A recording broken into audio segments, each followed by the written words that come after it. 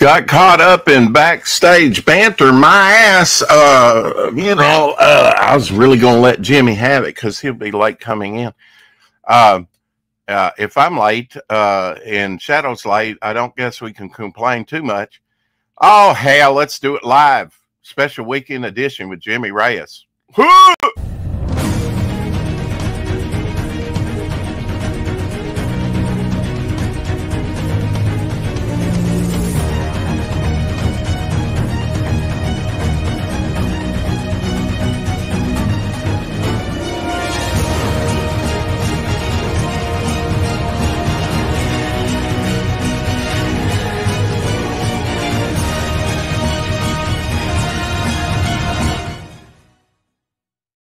Up for the the thing, the book,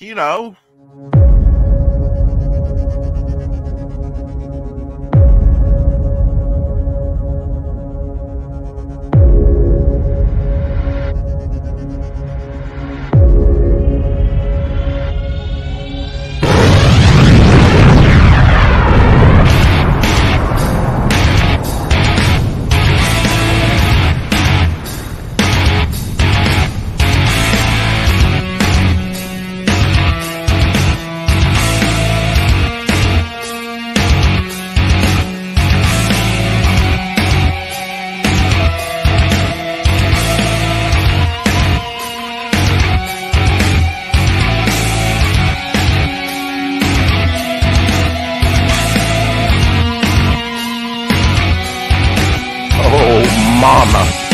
We got some women in here.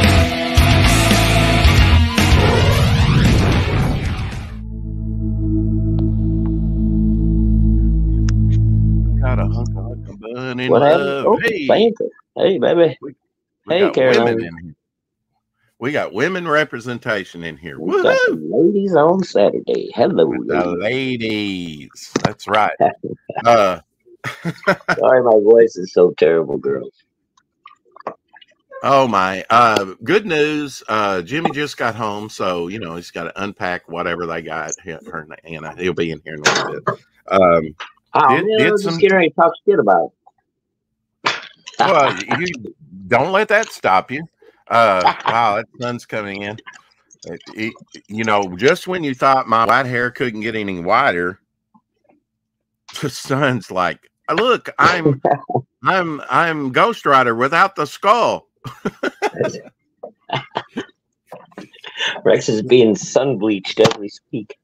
I know, right? So I got in. I drew some more. More Geo. Was on with Dan Flegel earlier this morning. Caroline, where were you? Still in bed? Almost 6 hours stream. Did a drop. Wow. Yeah. So here's what I came up with. I think the shadow, I just think right down the middle, I just messed it up. But now Dan liked it, he thought it was pretty cool. Yeah. And then I did this one. I did one on. I kind of like the other one on Geo that you did a little better though. Okay. So I did this one. That's no pencils, just with ink.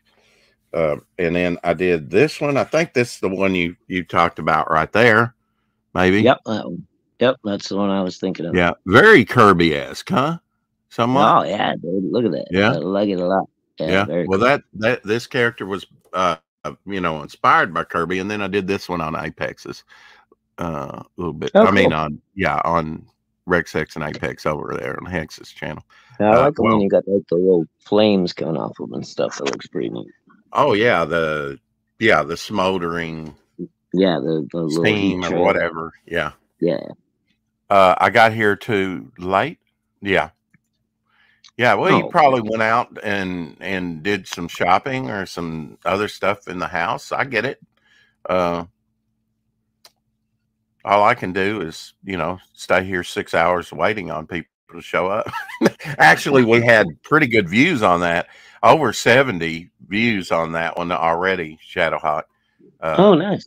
With Dan Legal. Of course, we're on for 6 hours, so you're going to pick up some people.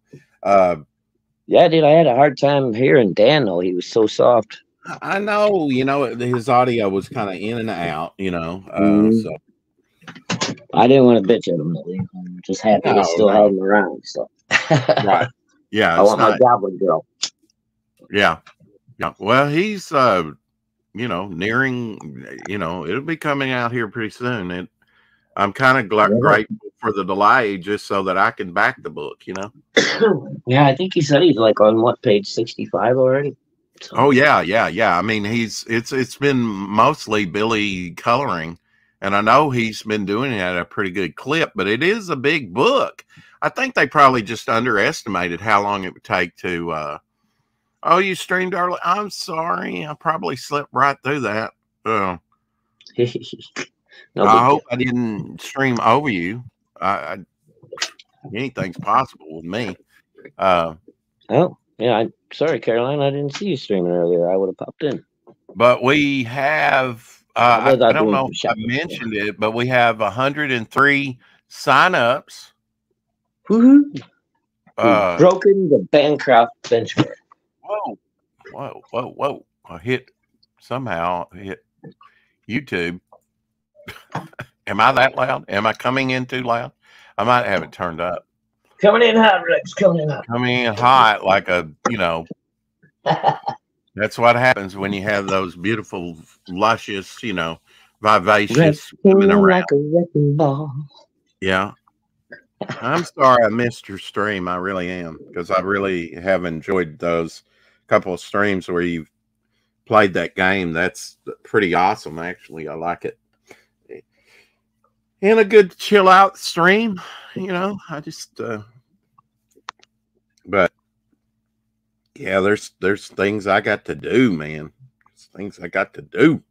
Sold a couple of ads, made a couple of sales that way, and the money is much needed and appreciated.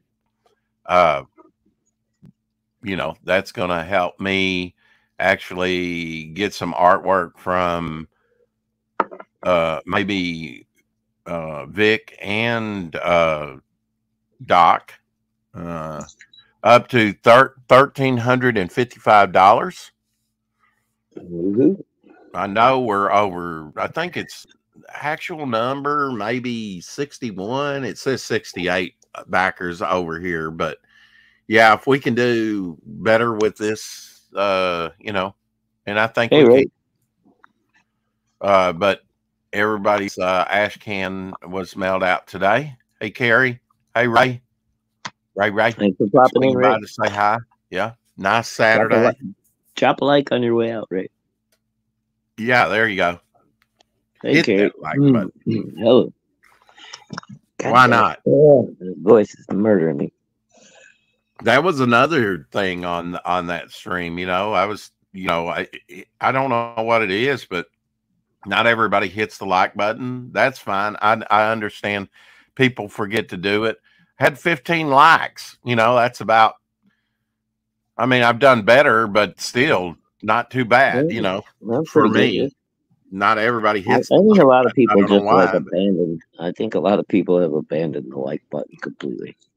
When you do your new campaign, will you have Ashcan as a possible stretch goal or tier?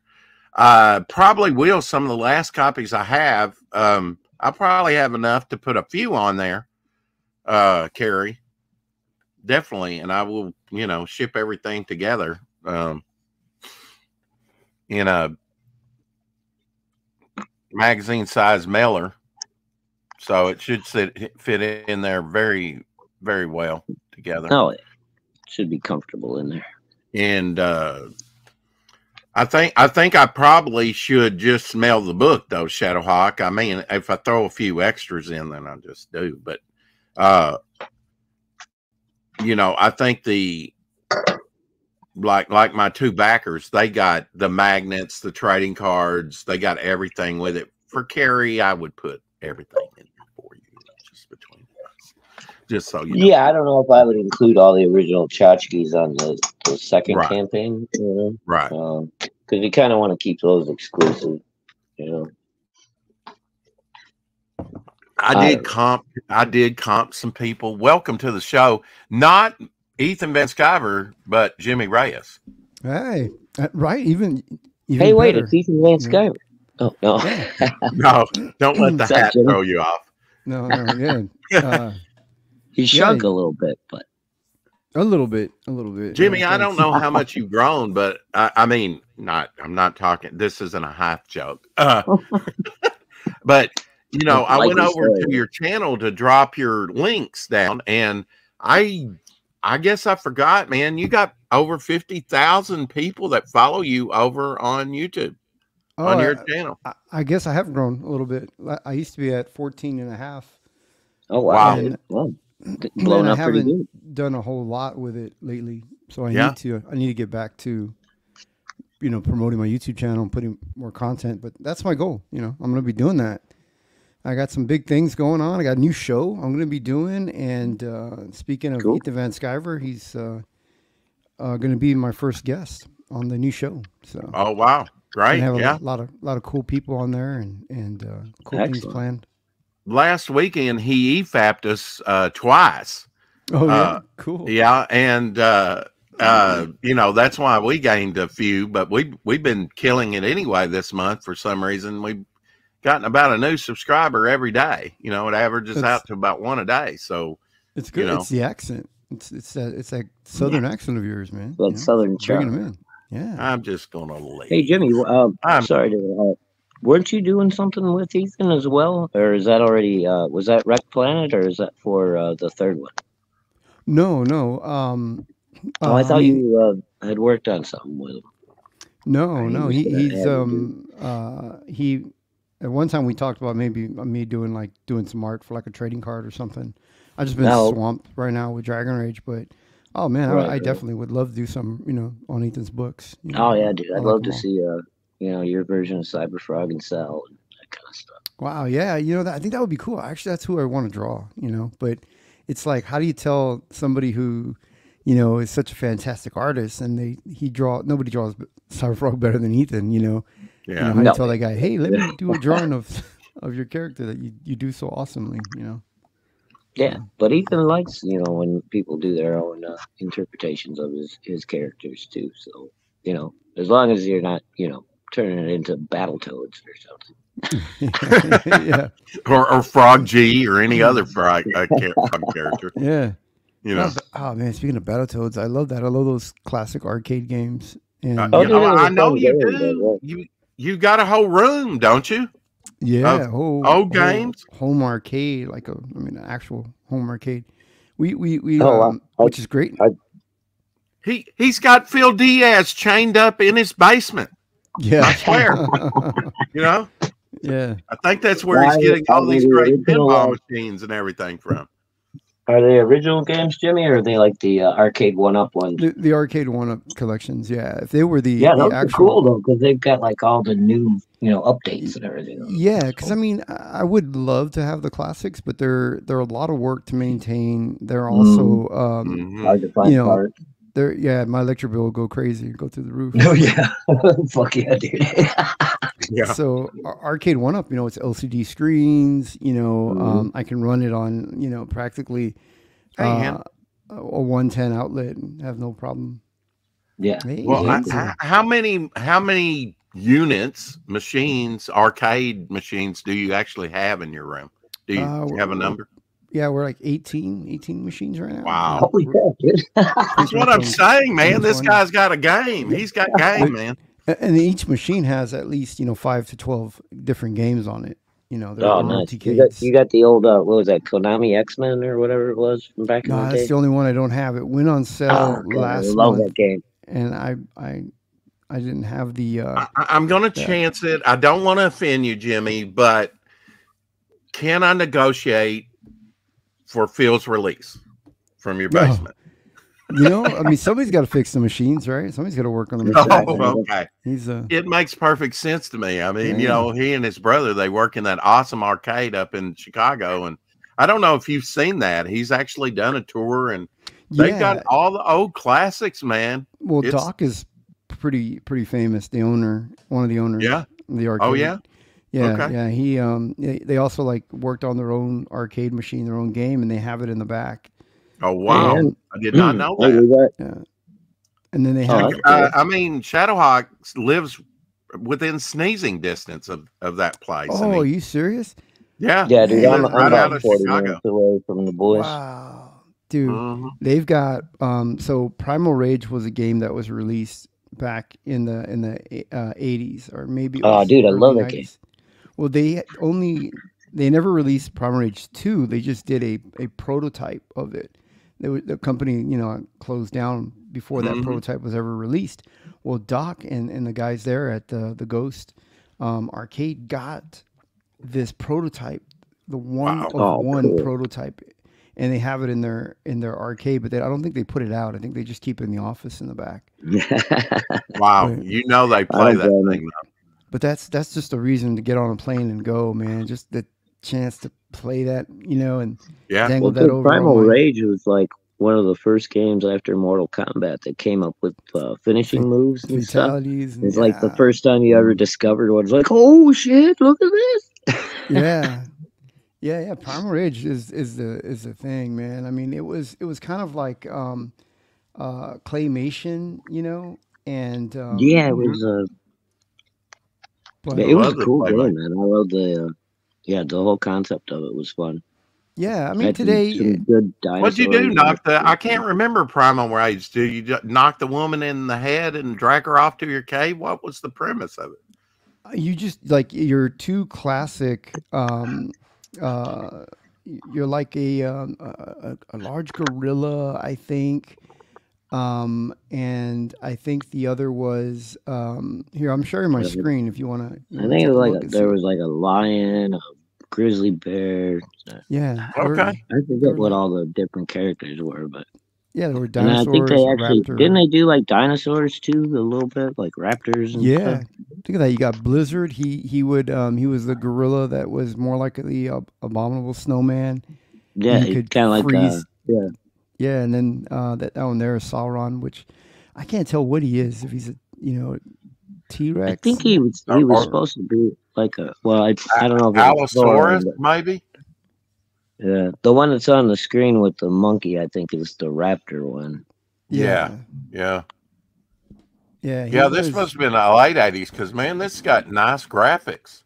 I mean, really, it was a fun game too. Yeah, when you landed hits, blood would fly. Mm-hmm. And then the sad part is the same thing is that when it came to Super Nintendo, it was edited.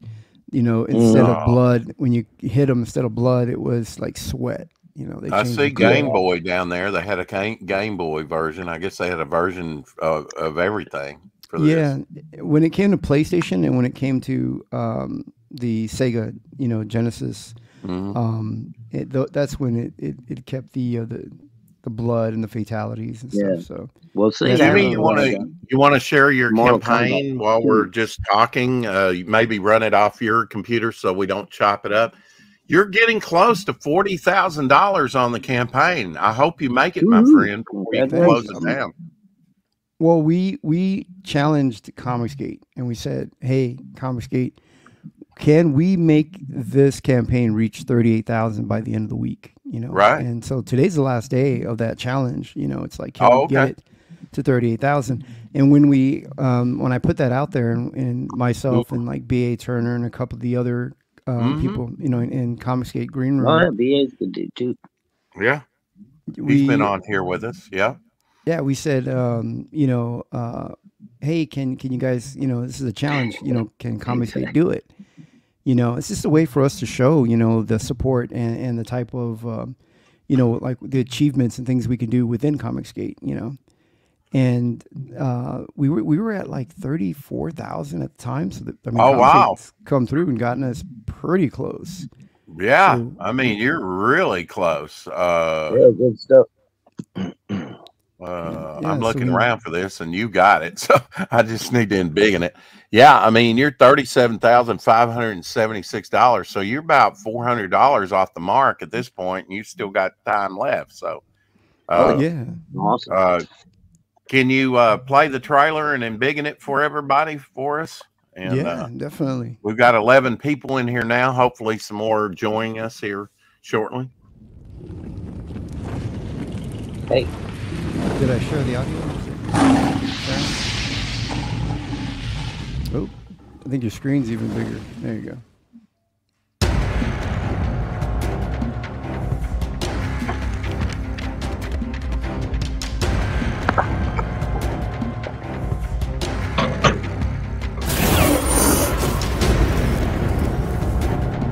Dragali, the true Dragon Masters. Humans with the rare ability to capture the rage of the dragons, wielding their powers as their own.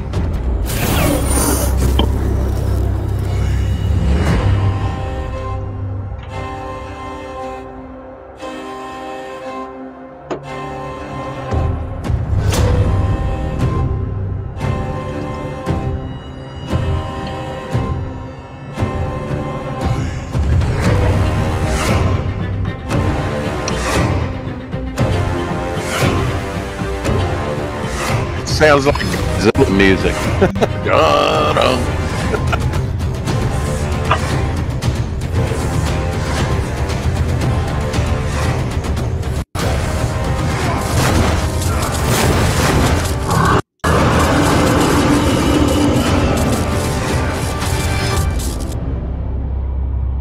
Yeah, watch the sparks fly, folks. Eric Weathers doing your lettering. Awesome. Yeah, you know, I may not have Eric do the lettering. Okay. I have the talent and ability myself. I have the know-how of working in Vector and Illustrator. So I had him letter my last Dragon Rage comic that I did. Back in, yeah, I've already fulfilled 2 campaigns. Which people don't know in Comicsgate, because I did it outside of Comicsgate. You know, I was before joining Comicsgate. I ran 2 campaigns with Dragon Rage that were very successful, and they were really well. And I decided, hey, I'm going to bring it over to CG, and I'm going to restart it over. And that way, it's a new introduction for CG, and it's a chance for me to bring in the ideas that I originally had envisioned and didn't put in the first one. And when I decided to do that, people started talking smack. You know, like, Jimmy, you know, usually I say, can you say hi Comicsgate? But people are being difficult today. They're not hitting the like button. Can you tell people out there to hit the like button, please? Man, you guys, you know, you gotta smash that like button. You know, gotta smang it. You know. Yeah, man, you gotta biggins it. Biggins the. You know, we've only got 7, and we've got 12 people in here now. What the hell? 11 like losing money. Biggins. Yeah. One of the, just figuratively speaking, but one of the biggest people in comics today. Here you go. I mean, what else you want? Apex says you look like a pirate with that cap. Oh, Arr. Well, I'm in Texas, and Texas is always hot, dude. Like the one the one good thing about Texas is that it's so hot. Women walk around pretty much wearing nothing because it's. Well, Shadowhawk used to live there. Oh yeah. Oh yeah, he used to live there. 10 years in Houston, dude. So you know what I'm talking about. And then the downside to it is that it's so hot. Guys pretty much wear practically nothing, but your testicles hang real low and they stick to your thigh, you know? So, oh, wow. Yeah. Yeah, they're always stuck. We lost Shadowhawk. Poor guy, man. Where'd he go? Yeah, he's on his phone, so he you know, may drop out from time to time. I thought it was because I said I was texting. He's like, oh, no, bad memories. You know, it's PTSD. No, actually, he would, you know, kind of liked it down there. And yeah, Houston's not too bad. Dallas, I've been to Houston, but I know Dallas, you know, a lot of these, even in Texas now, you know, the cities are being taken over by some real weirdos, you know, I mean, but yeah. When I was a young kid, Plano, Texas, which is a big place now. I don't know how it rates, but when I went there, it was just farmland. Yeah. You know, it had the horned toads that bled at the eyes when you held them in your hands. And I was like 4 years old when we went there. Wow. And so early 70s and about 1970.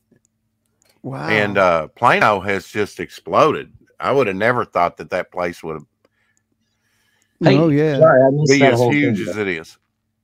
But yeah, I was down there from like in the mid 80s to early 90s, and I came back up north for a couple of years, and I went back down again for the rest of the 90s till about 2000. Oh yeah, the 90s in Texas. Oh, it was crazy, dude. It was crazy. And he's so close to the Diaz brothers, arcade, yet he won't go up there, Jimmy, because Chicago's a nightmare right now. Yeah, it's a nightmare. He doesn't want to get killed on, just walking around. I mean, most of my life I spent in or around, within 10 or 15 miles of where I live right now. Wow. Which is about 35 miles southeast of Chicago. And I used to go to Chicago 5-6 times a year, easy, all the time. Museums, restaurants, all that stuff. Dude, I haven't been up there in 12 years, I think. Wow. Yeah, getting killed would suck. If I got killed, I'd be really pissed off. I don't want to take my family up there and then have them robbed at gunpoint. I mean, Jesus, what are my daughters going to think of me? Well, I mean, you don't even have to go anywhere. I remember, I think it was last year or the year before this, and this happens all the time up there, and they generally don't report it, but this made national news. This young girl, 14-year-old, just watching her TV, and just a stray bullet comes through the house and kills her. Wow, man, that's sad. So and that's happening all the time. Getting killed would ruin my day. It would ruin my day too, and I don't know if like casual, what do they call them? Casual sex? No. Casualties of war. It's like when you got these gang wars going on, these guys will go by and spray a house down with freaking bullets, and they don't even know if it's the right house or not. You got people that are just sleeping in their bed. Grandmas. That happened to my brother actually here in town. He used to live in another locale right next to a state trooper, and their houses looked just the same. And and they pumped 4 shots into my brother's house, and that's when his oldest son was a young baby, and fortunately nobody was hit, he and his wife or his son. Here is the link. Jason Bascom requested that. XOXO. Well, Jason. Thanks. Appreciate that. Yeah, when I was going to bring Dragon Rage, I decided I'm going to go Comicsgate, and I'm going to bring Dragon Rage, to Comicsgate, to the backers. Mm-hmm. People told me I was stupid, making the biggest mistake. And these are peers in the comic book industry, and these are some of the guys that you wouldn't think, would say things and talk, they're pretty quiet, but it was, I got a lot of it, and I got shunned by a lot of people that said they were my friends in the comic book industry. And thankfully, I bought 2, maybe 2 or 3 stayed, and they still talk to me, So in the mainstream, I would say there was like maybe 10 to 12, not like I was like super well known, but 10 to 12 people that I talked to, and I considered my friends. Now I can say 2, 2 of them stayed, and so people were laughing at everything. Jimmy, or somebody that's got a wrench, drop Jimmy's link in the chat. Oh, I already did it right there. So I appreciate all support. Oh, I'm sorry, I was behind on the chat. There we go. Oh, okay. No problem. So I appreciate the support from Comicsgate. I need it. It's great. It at the beginning, and I'll be completely honest, even I started to think like, oh my God, did I make a mistake? Because I didn't think Comicsgate really liked me at the beginning. But come to find out, no, a lot of people do. A lot of people like my work. I get compliments. People like me. Ethan Van Sciver himself, he said on Monday night, he said, hey, I don't know if Jimmy knows this, but I really like him. He's a nice guy, Wow. I was in the green room coming out, thinking Jimmy didn't know, which is news to me. Like I thought you didn't. No, cool dude in, man. Come on. He's a busy guy, So, but he's actually a pretty cool guy, And I'm glad that he and I are getting along, and we're. Well, if it wasn't for Ethan, I wouldn't have discovered CG. I wouldn't be 400 plus. You bet. We've had on so many people. Over 400 projects and 400 individual backing. So, and I hope Dragon Rage I bought a shit ton of original art from auctions and all that kind of stuff. I'm a huge supporter. Yeah, Ethan's the reason I stay. Of course, there's a lot of others, but he's primarily the reason I stay in Comicsgate. Yeah, I've been and that's saying a lot, Jimmy. The Hall Heroes days back in the 90s. So that's saying a lot, Jimmy. Wow. You know, I like a lot of people. There's a lot of people in here within Comicsgate that I really get along with. You know, that I really. Well, I like. hope you'll warm up to me someday.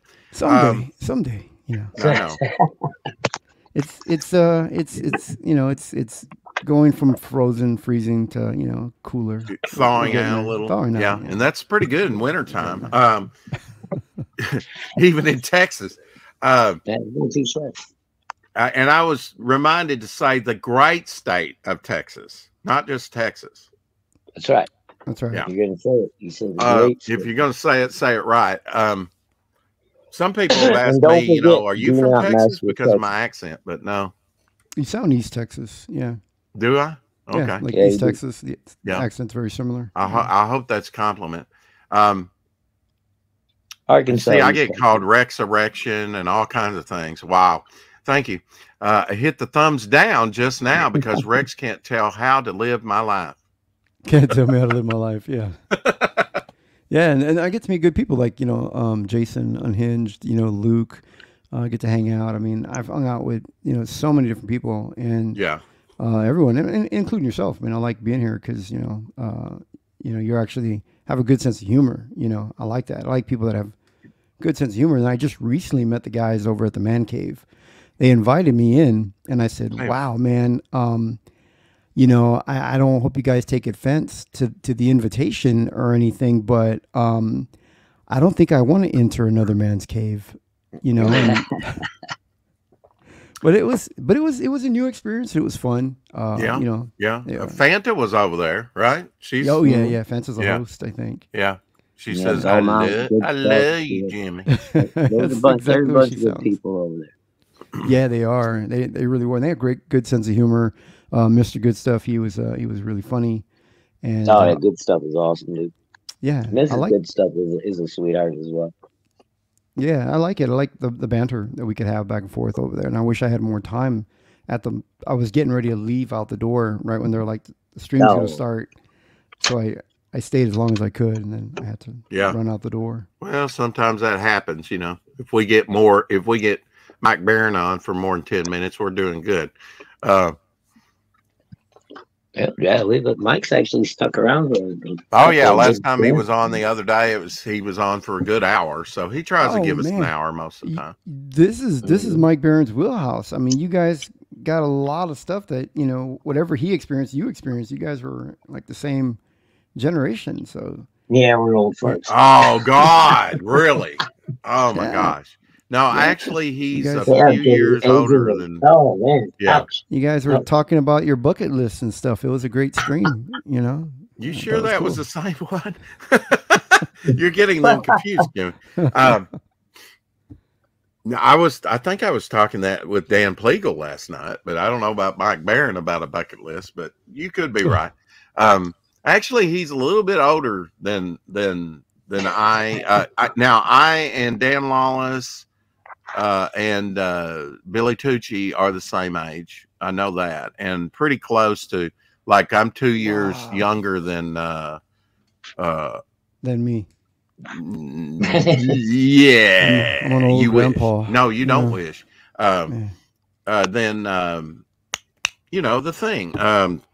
Aaron Lepresti, he just turned 60, so. Oh wow! You know, I'm surprised Dan Lawless is that old. He's still holding up pretty well. You know, Dan looks pretty good for an old dude. Yeah. Well, if I'm the model, there may not be hope. Just saying. Dude, I'll tell you what, Graham Nolan is the fucking model for old guys, dude. I wish I could fucking look like that. Graham reminds me so much of my dad, but I don't want to tell him that. Yeah. That's going to be weird, right? Tell him. Although I have good hair still. So it's the drumstick shadow. The drumming keeps him young. Well, no, I think it's, you know, I think Graham Nolan, like, honestly, is like a true alpha male.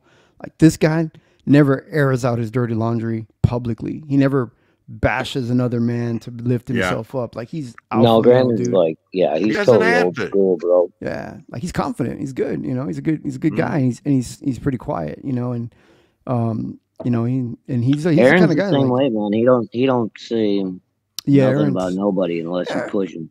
Yeah, Aaron's pretty good, but Aaron will sit and cross his legs. I've seen him do it, so I'm like, well, what are you complaining about? At least he's not mansplaining. Yeah. See, I'm learning all this internet chatter. I couldn't give a damn. Or manspreading. Manspreading. That's what I meant to say. Damn, I'm just gonna kick myself. Oh, manspreading. That's the way I sit, dude. I don't care where I am. I don't care what you gotta air them balls out, man. Texas. Oh my God. All right. Out here, man. It's hot. It gets sticky. Yeah, especially in Texas, bro. Come on. Yeah. But there's a lot of people other than just Graham that I I didn't mention, but that I also respect. And but I think Graham is probably like the ultra alpha male out there, Like I was saying with my dad. My dad's a truck driver, and man, my dad, he raised, I got 5 brothers, And, oh, you do? You got 5 brothers? Any sisters? Yeah, I got one. The oldest is a sister, and she's pretty much like a brother. She's the matriarch. Oh, yeah. Wow! My dad didn't know how. I don't know her. She's not a lesbian or anything, but right. She's very feminine. She's she's all woman, but she don't take no crap from any of us. I got 5 brothers. I'm the smallest. My growth was stunted due to chemotherapy and cancer. So when people see me growing up, they would go like, "Oh, I could pick on this kid." Really? Suddenly, how old were you when you went through that, Jimmy? About 4 years old. So wow, yeah, I got made fun of in elementary school and high school because elementary school, and and primary school because I was bald. So kids would pick on me, and then suddenly my brothers would show up, and my brothers were already like 5'11" at the time. They're 6 foot, they're big guys, and people would be like, "Who are you? Why do you care about this scrawny little kid?" And they would explain, "That's my little brother." And they're like, "No way you're related." Yeah. So yeah. Wow, that's like something. That. I know you've talked about this on multiple streams and over on here when you've been on with us that you grew up poor. You didn't have much. Oh, thanks for reminding me, Rex, on my poverty. Yeah. Well, look, you've come a long way, baby. I think growing up that way, not on an easy street, really shapes your character. It really made me appreciate the dollar. Growing up. When I say we grew up poor, like think of the poorest person and then go even poorer than that. Like we couldn't afford the wind to come in the window when we had it open. There's Texas. There's no wind. Like it's hot. And the air just dies. I was sponsored by a couple of kids in Ethiopia were sponsoring me. We were pretty poor. We didn't have toys. We didn't have anything really. Look at Jimmy's little distended. Now all your brothers do the chemotherapy. All your brothers are taller than you. What is kind of their average height? 6 foot is the average. My baby brother's 5'11". So you look at them and think, okay, I could have been 5'11" or 6 foot. Yeah. If I hadn't. Wow. They're big guys. They're and huge. They're all like you're 5'8". What are you, 5'8"? Thanks, I appreciate that. Jimmy's 4. Okay. I was 5'4", but I think I'm shrinking. I think I'm down to 5'2" now. Oh God, the plane. Can you say the plane? No, you don't have to. Well, no. What I think is you shouldn't be shrinking yet. What I know. Don't hunch over. Stand up straight like your mother would tell you. The good thing about shrinking down in height is that it starts to make your junk look bigger. So it's I did a movie back in the 80s. It was Honey, I Shrank My Junk. Did you see it? Yeah. So you're saying the hunchback looked like he had a big old swinging slung. Oh yeah. Wow. People, you know what I mean? Like if the tree isn't that big, well then shrink the yard. Yeah, build a fence.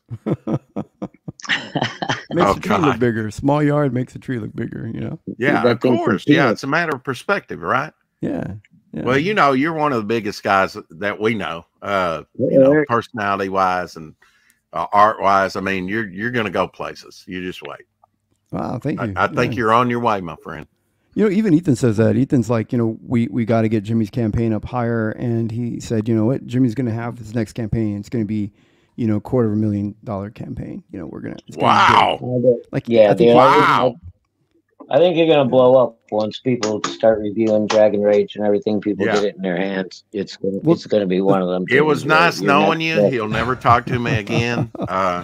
Yeah, you remember when Jimmy used to hang out with the stream? Yeah, remember when we got him on a few times? Yeah. Remember we used to talk to Jimmy? Oh, yeah, we used to talk about his junk. Correspond, and got him to do a cover for me. Well, good old days. The thing about Dragon Rage is that the advantages of being a short guy.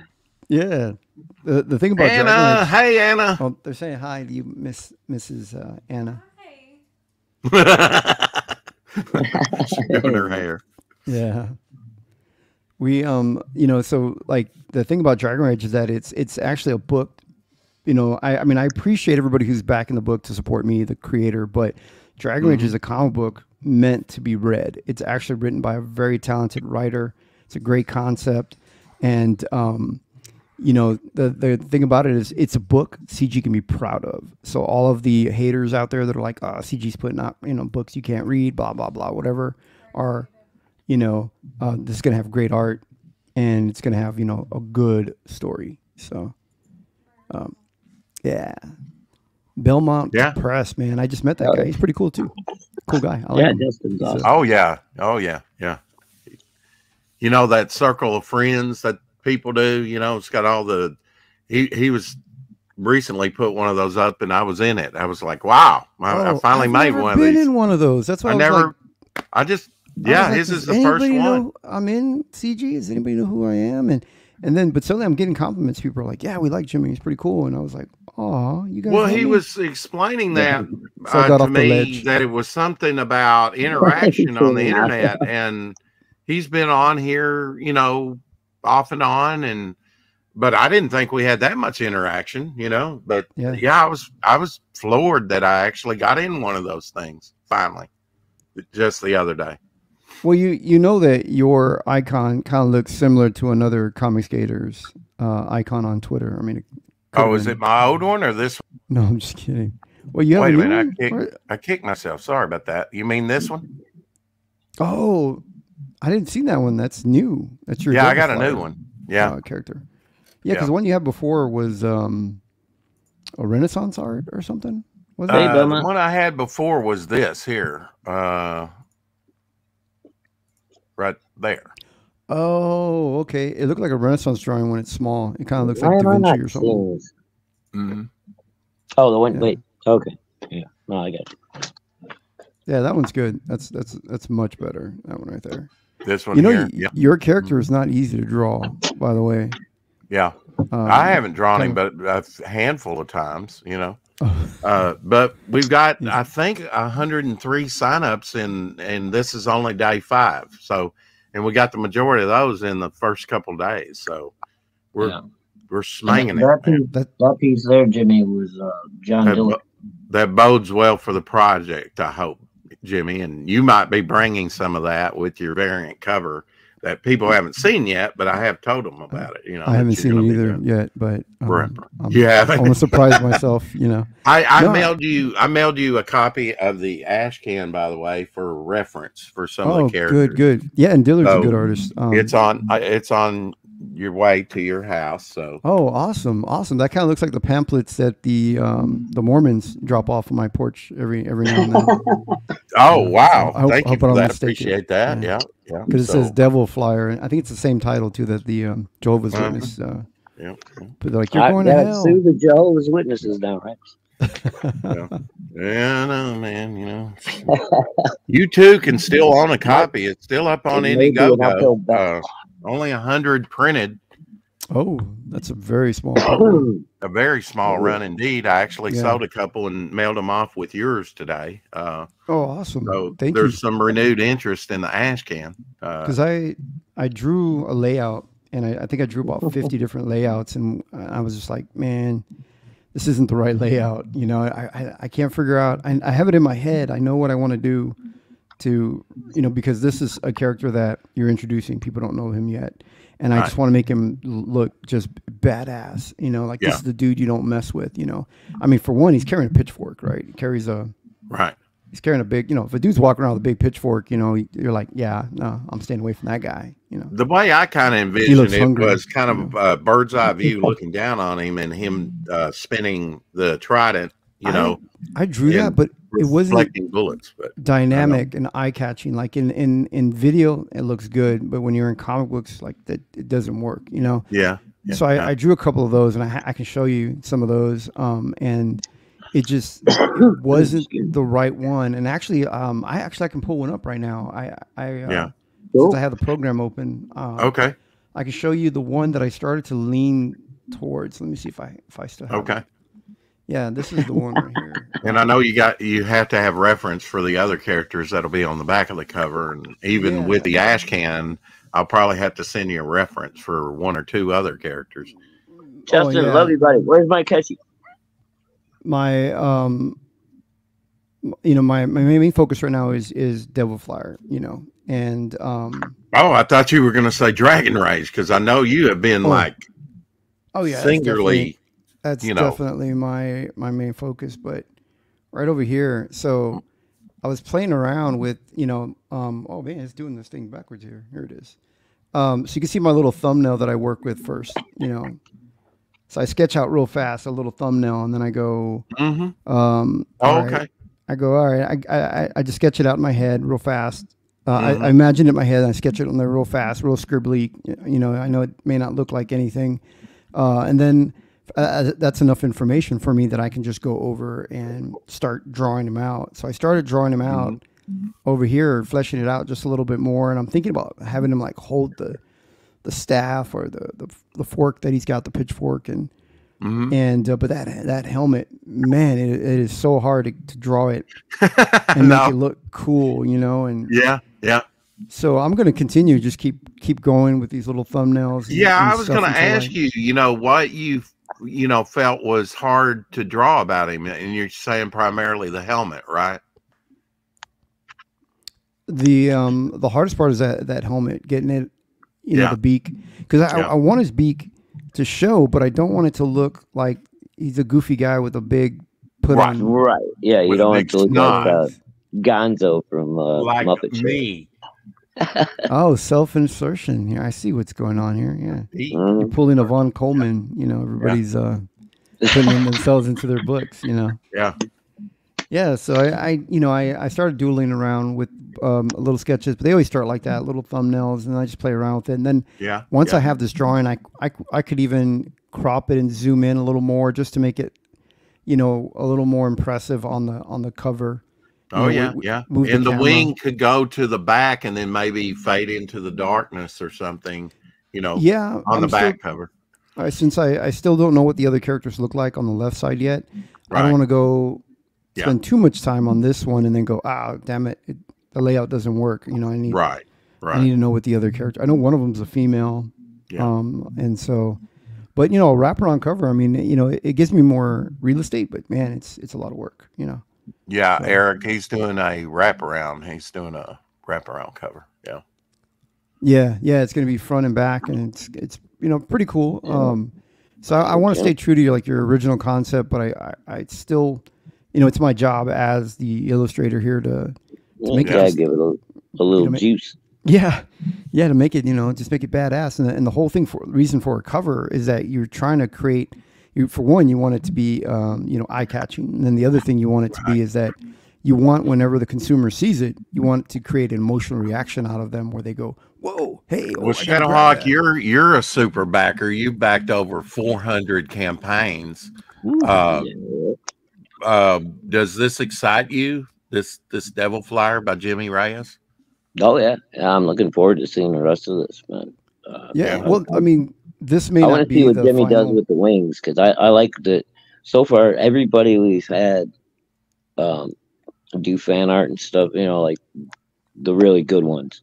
I don't want to name any names or put anybody down, but the ones that really stood out to me, everybody has had just a little bit of a different take on Devil Flyer's wings. Yeah. Because he has, and it's just cool to see everybody's individual interpretation of it. He has angelic wings, right? Like his wings are feathers, right? Yeah. Okay. Exactly. Yeah. Okay. So that's what I started going with. I started, and I want to make them like look powerful, because, to think of a large, you want him to be a badass, right? Yeah. I want his wings to look powerful when he, spreads those wings. And do you like the design though, Jimmy? You like the character? Honestly, the helmet I think needs work to it. Well, now this is not. Yeah, we're starting out with this original design, but we're going to change it. Oh, okay. Yeah. One thing too is, to stay away from Hawkman. Right. And the other is, Big Able. I think there's too much going on him. I don't think. Oh, really? I don't think he needs the wings on his helmet because he's got wings on his back. Right. But I see why you gave him the fin on the top, like it's his rudder, when he's flying. And he's got a devil's tail as well. Oh, he does. I gotta add that in there. I could do something with that. That's pretty cool. I didn't know that. Yeah. Yeah. Kind of like a Nightcrawler type. Yeah, it's inspired by Nightcrawler. Yeah. Because right now all I have is that one reference. And that kind of led to the name Devil, because the old classic Gothic devil has a tail that's similar to it was like you were into little radio flyers and you were a bad kid and they're like, you little devil on a radio flyer. Right. Yeah. So you're saying that you'd probably keep the fin out the sidewalk. If I redesigned the helmet, you would keep the fin and maybe lose the wings on it. Yeah, the wings on the side. Or lose the fin and keep the wings on the side, but then that would be more Hawkman. So I would just get rid of the wings on the side, Okay. You could move them somewhere else. It could be a symbol. But isn't he going to look like a shark if we do away with the wings? I would lower the I would take his fin and just go, really small with it like that. Just so that it doesn't look like a shark. And then just get rid of just a little ridge. Like a ridge, and then just get rid of those wings there, and maybe bring it a little bit further back around the back of the crown of the head, Yeah, just to make it look, a little more streamlined and a little more badass, and keep his beak small. The beak doesn't need to be that big. Yeah. Hail Pass Master, didn't it? Yeah, and keep the beak small. The beak is kind of inconsistent. I mean, sometimes, it's hard to keep consistent. I mean, I would even shrink it down even further, just real smaller, Devil Nub. Yeah. Let's call him Nub. Yeah, Nub. But he's got the tail, he's got the tail. He's both angelic and demonic, So he's, it's pretty cool. But I would do something more like that. That's just, my opinion of it. But I mean, it's your character, man. However, whatever you want to create and whatever you put in there. I mean. Yeah. Well, now I know his helmet's going to change. His helmet is actually written into it's kind of like Dr. Fate's helmet. It messes with him mentally. He's kind of being controlled through that helmet. Wow, and so he has to, at some point, discard that helmet. Wow. And in fact, that interference, he takes off the helmet right at the end of this book that we're going to be launching here soon. And he remembers things. When he puts it acts as like a memory dampener on him. When he puts it on, I would do then on a cover, if that's the end part, and you already have somebody who drew the cover, that you already, let's say like, see if I can draw. I'm trying to draw under my microphone. Well, John Dillard did the main cover. Yeah, let me move my microphone a little bit. So why don't we do like a hand like this, and let's just say the hand is like, and then just show the helmet removed, Oh. And the cover? For the cover, yeah, and then your logo, Devil Flyer. And it's just the hand, but we don't show and it's just showing the the hand down there. And we just don't show any other part of them. So it's like we kind of get to see, or we could do or you do a cover like this and you show the back of a guy, Oh, I love the back of characters. You love the back of men's backs on the backside. Oh God. And well, we did something similar here where you got Cy Marco, who's over the Chicago mafioso, grasping the title of the book is The Devil's Weapon, Originally, John wanted this to be Devil Flyer #1 cover, and I said, no, that doesn't quite do it, but it'd be good for an ash can. So he's they're both grasping the trident there, and the money's burning up there on the trident. So Jimmy, let me ask you this: how do you feel your man-ass drawing skills compared to John Malin? Oh man, he likes them bubbly. He likes to give them. Yeah, he gives them a little bubbly. Then he gives them the whole BBL look. The whole Brazilian butt lift. Oh, I see what you're saying. If we show him from behind, his face is not revealed. Yeah, his face isn't revealed. That's the whole thing. Is to show that that mask comes off. Yeah. And that way it goes in, it incorporates into your story that it's demonic and that it's messing with him mentally, right. And that so we do something cool like that, And I can play around with all kinds of different poses. These are just quick little thumbnails that I would just like notations to myself to remember, but. Do something cool like that where we kind of put his face in shadow. You want to show what he's confronting? Because he actually, well, let me just show you the trailer, okay? Yeah. And it's in both trailers, so I'll show you the 30-second version for the ash can. And you'll see him going to the gates where he winds up.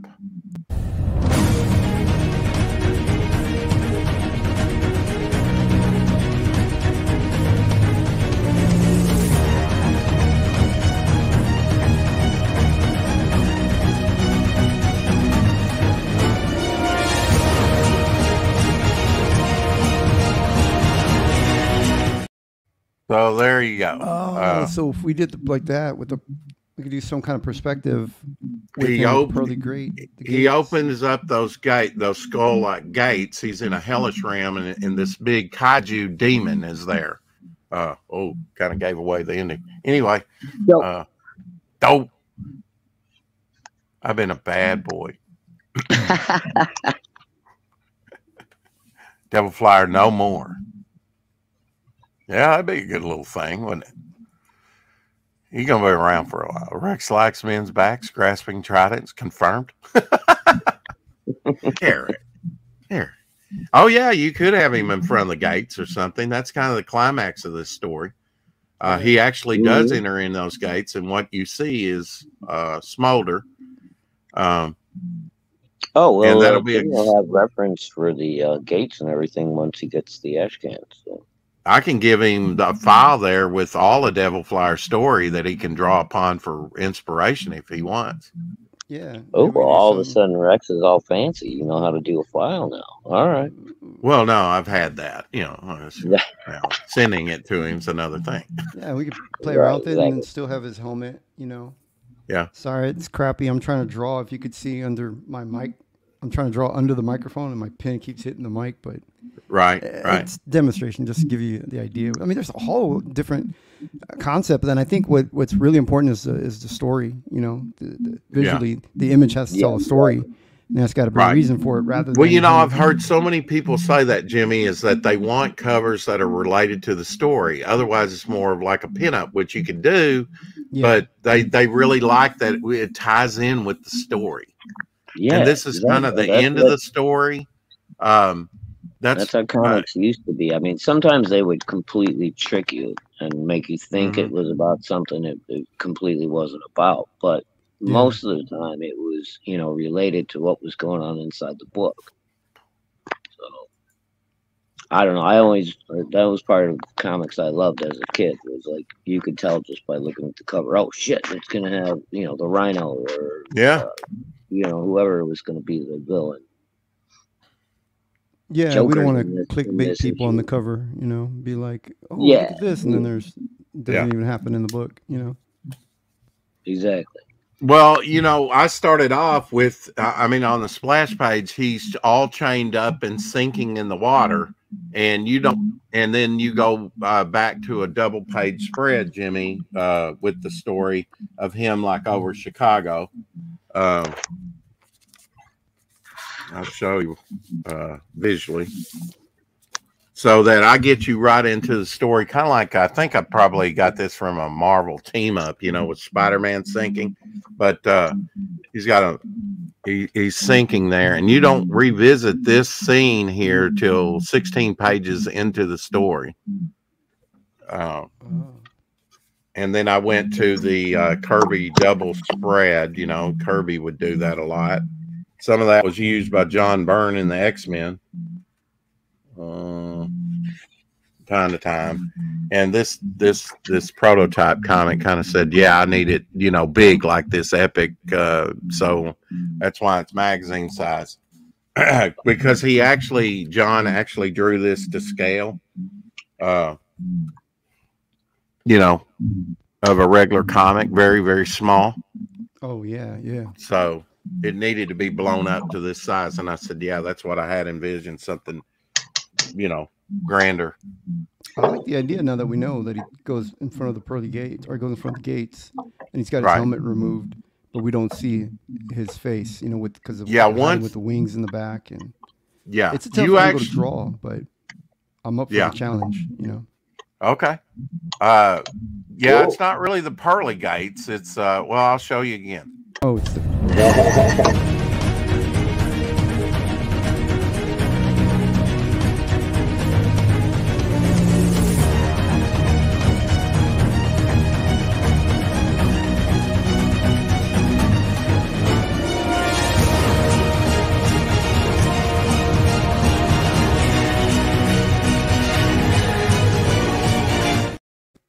you know, the thing.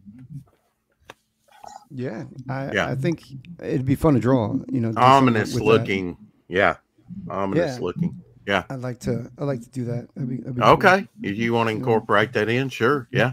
Yeah, that, or you know, a shot from him behind, and maybe a little bit over the shoulder, but I still somehow want to show that his helmet's off. You know, but well, you know, that's his face. We were joking about it earlier, but I really do like back shots because a lot of people don't show that back musculature in figures. Now, I know his wings get in the way unless they're kind of up, you know. Well, I like to draw stuff that's difficult for other artists. Like, you know, when guys say, I can't draw feet, I'm like, you know what? I'm going to get good at feet. So if you look at my comic book, you would think I like feet. I got so much feet in my book, you know.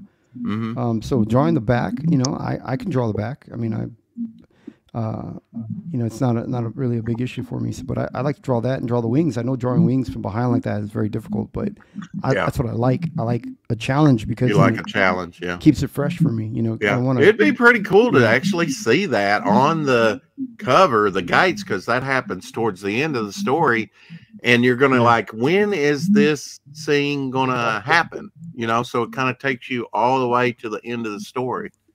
Yeah, that'd be pretty cool because I mean anybody can draw a fight scene, and you can get a greater detail, you know, of the gates and embellish them a little bit more realistically than my artist did, you know.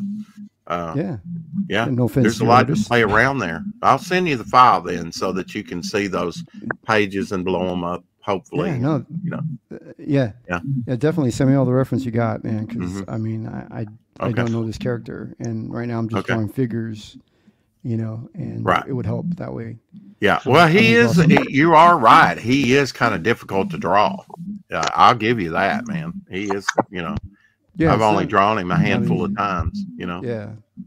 It's not an easy character, you know, to draw. Is a bit challenging, especially after panel to panel would be pretty difficult. But, you know, like I said, I'm up for the challenge. You know, I don't think anyone's really ever done a cover of somebody from behind with wings on them to get them in perspective. And well, I love like Incredible Hulk with all that musculature, seeing what his back looked like, because there's plenty of scenes where he looks like from the front, you know, Hulk smash or it's clobbering time, but you rarely see a good cover where you have the back, you know, a scene, you know, of the character from behind, unless it's like an ominous, like you're looking through the legs and they're kind of shadowy and, you know, reason for that as well. I mean, think of it as like a play. You really always want to face the audience. So you want your character always facing the audience.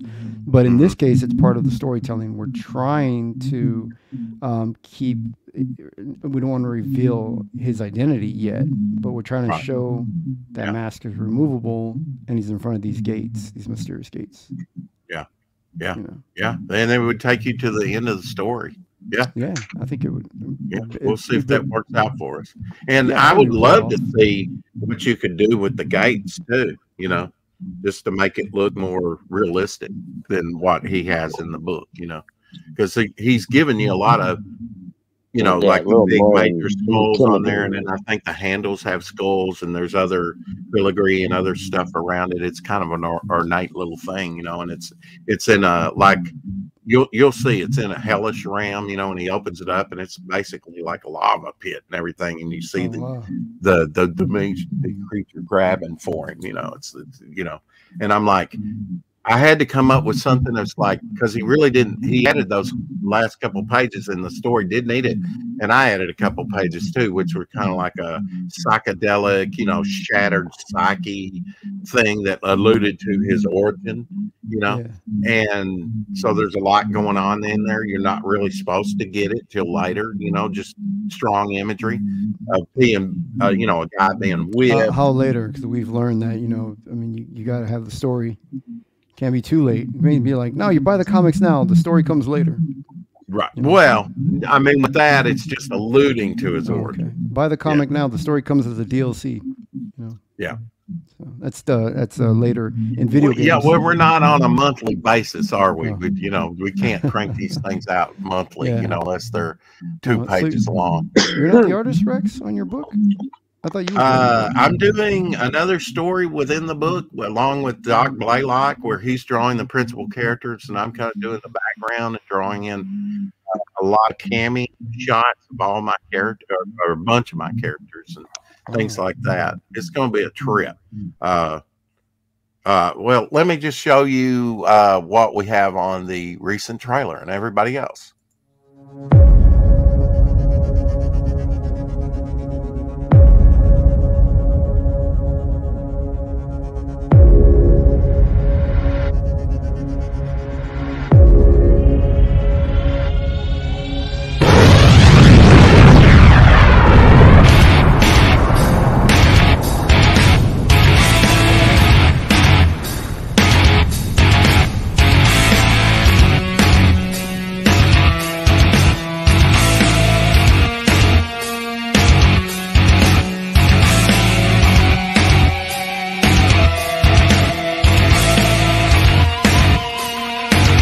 There you go. We've got Grave Tales in there.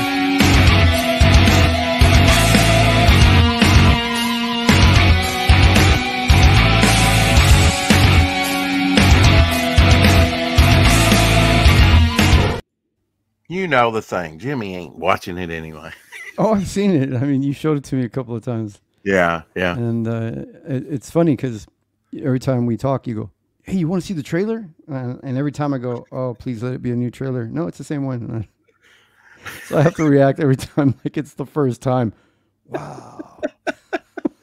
I know, yeah. Yeah, hopefully we'll get another one made as well. No, but it's a good trailer, though. I mean, it is, you know, I like it.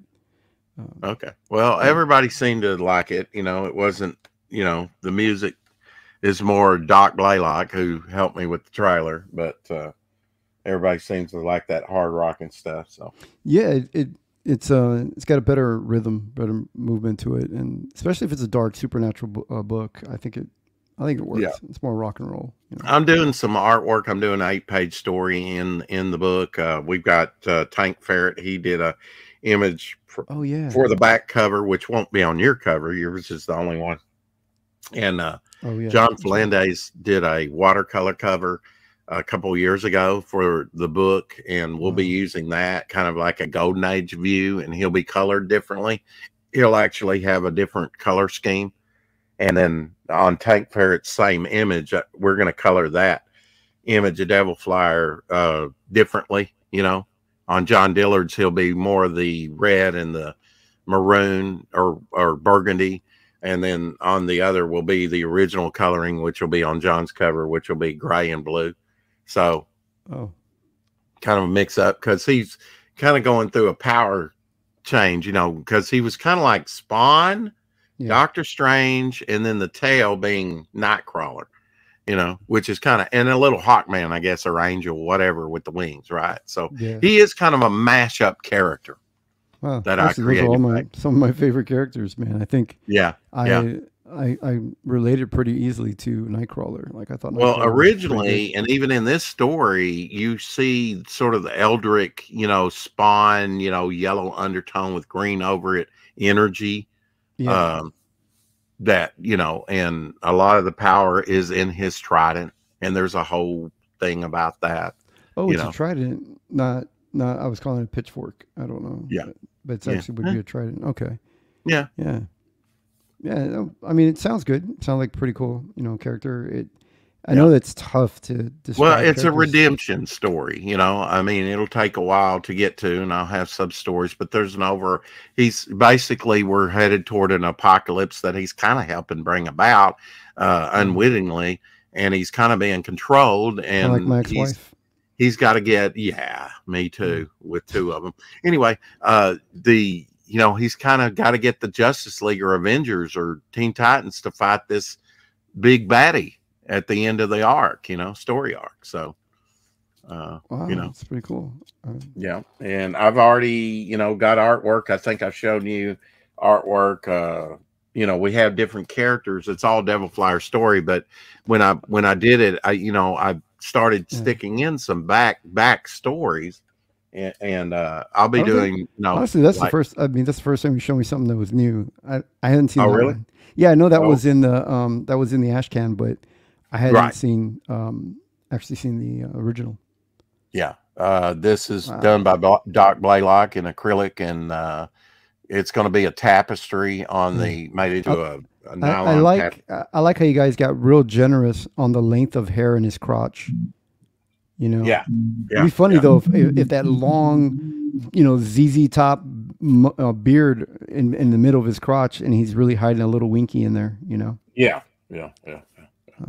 Well, that's Spanish moss, but who's counting? Spanish moss, yeah. Yeah. But I've already, I think I've shown you this. I've, this is the front cover to issue 6. I've already skipped to issue 6, kind of the climax of the story, and gotten some artwork done. Again, in sort of the cavernous. This is his good friend Sea Demon, which is a character I created back in 1993. Mm-hmm. That's what my ex-wife called me, the Seed Demon. The Sea Demon. She's like, stop knocking me up. And then here's the back cover. Wait a minute. That links it. They're kind of porting in. Those are good. I like that. I love that female character that with the Japanese. Yeah. Kind of, she almost looked like a geisha. Yeah, I think you said you wanted to draw her, so we'll have to. Yeah. That one's pretty. I like that character a lot. It's cool. Yeah. And well, I have a short story that's 2 or 3, maybe up to 5. I don't know. Story with her. That's going to be in my next book. That you're welcome to take over the chores of that if you want to do. A short little story with her that's set slightly in the future, and it is her inner house. It's basically she's in Italy and she's jumping from rooftop to rooftop. Real sleek like. And she may or may not encounter this character called Omega. Oh, okay. It's kind of an inner dialogue of recent events. She's kind of gotten away fled from the United States to Italy, and I wanted that Italian architecture, around the roof, Oh yeah, very just really nice looking setting to set her this sleek look character going. Oh, actually, I'm thinking of another character. Shoot, that's not this character at all. But I'm sure we can. No, not this one. She's in Paris shopping. I'm forgetting. Yeah, actually, it's another character. Oh. Starting to echo again. Just be hanging in chat, boys. Okay. And if I didn't say hi to Tree Goblin, oi, and 64080. We've had a good crowd here today, Jimmy. Yeah, well, everybody excited that you're back on the channel. No, thank you, but I think people are starting to notice. You're entertaining. You've got a good sense of humor. The accent, I think, is what's driving them in. Oh God. They I don't know if you've ever seen this, Jimmy. This is Joe Simon. That's an original drawing by him. Yeah, I watched the was stream Jack Kirby's. Have you seen my friends? I mean, have you seen the episode where my friend shows the Jack Kirby oil painting? Yes, and you showed that during that stream. He actually wanted to put that on the campaign up for sale.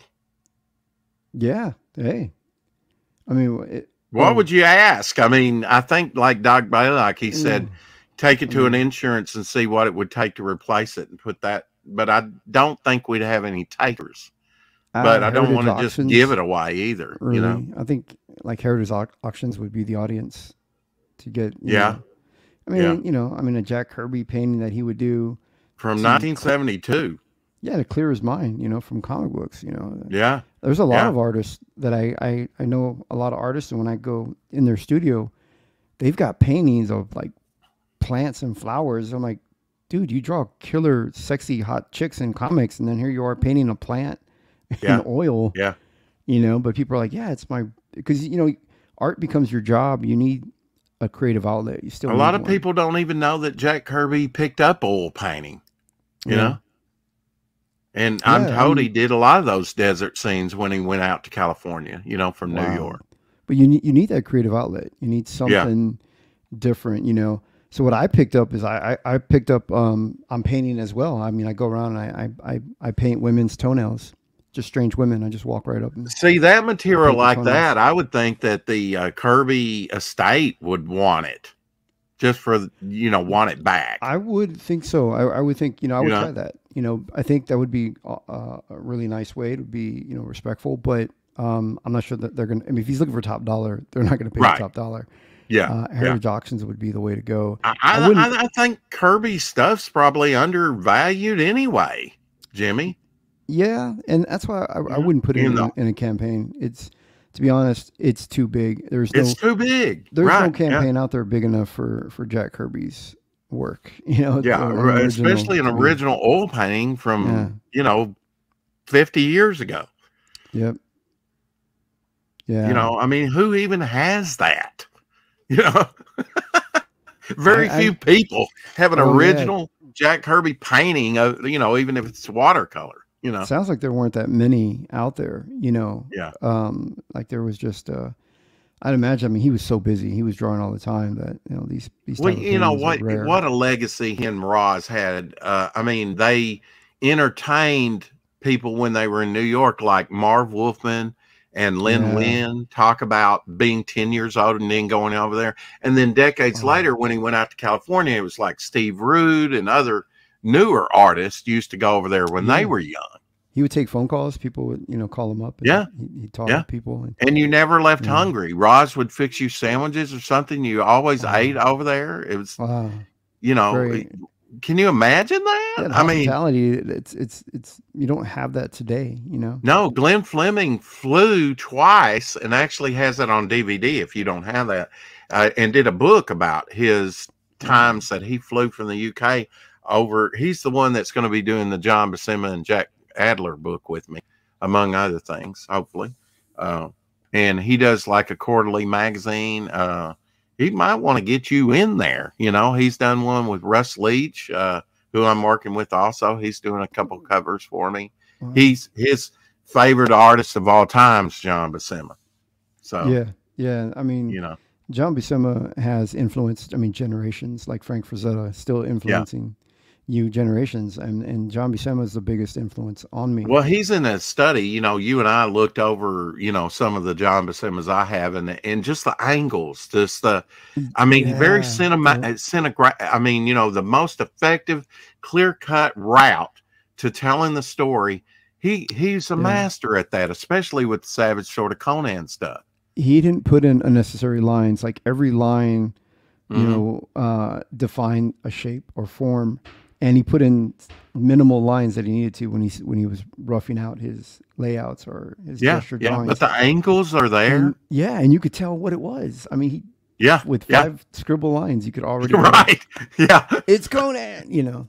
Yeah. But then again, he was known for Conan, but he was. I mean, he really mastered his craft. I mean, he's one of the few that actually was a master in storytelling. Well, how to draw the Marvel way. Was that ever an influence on you and your artwork?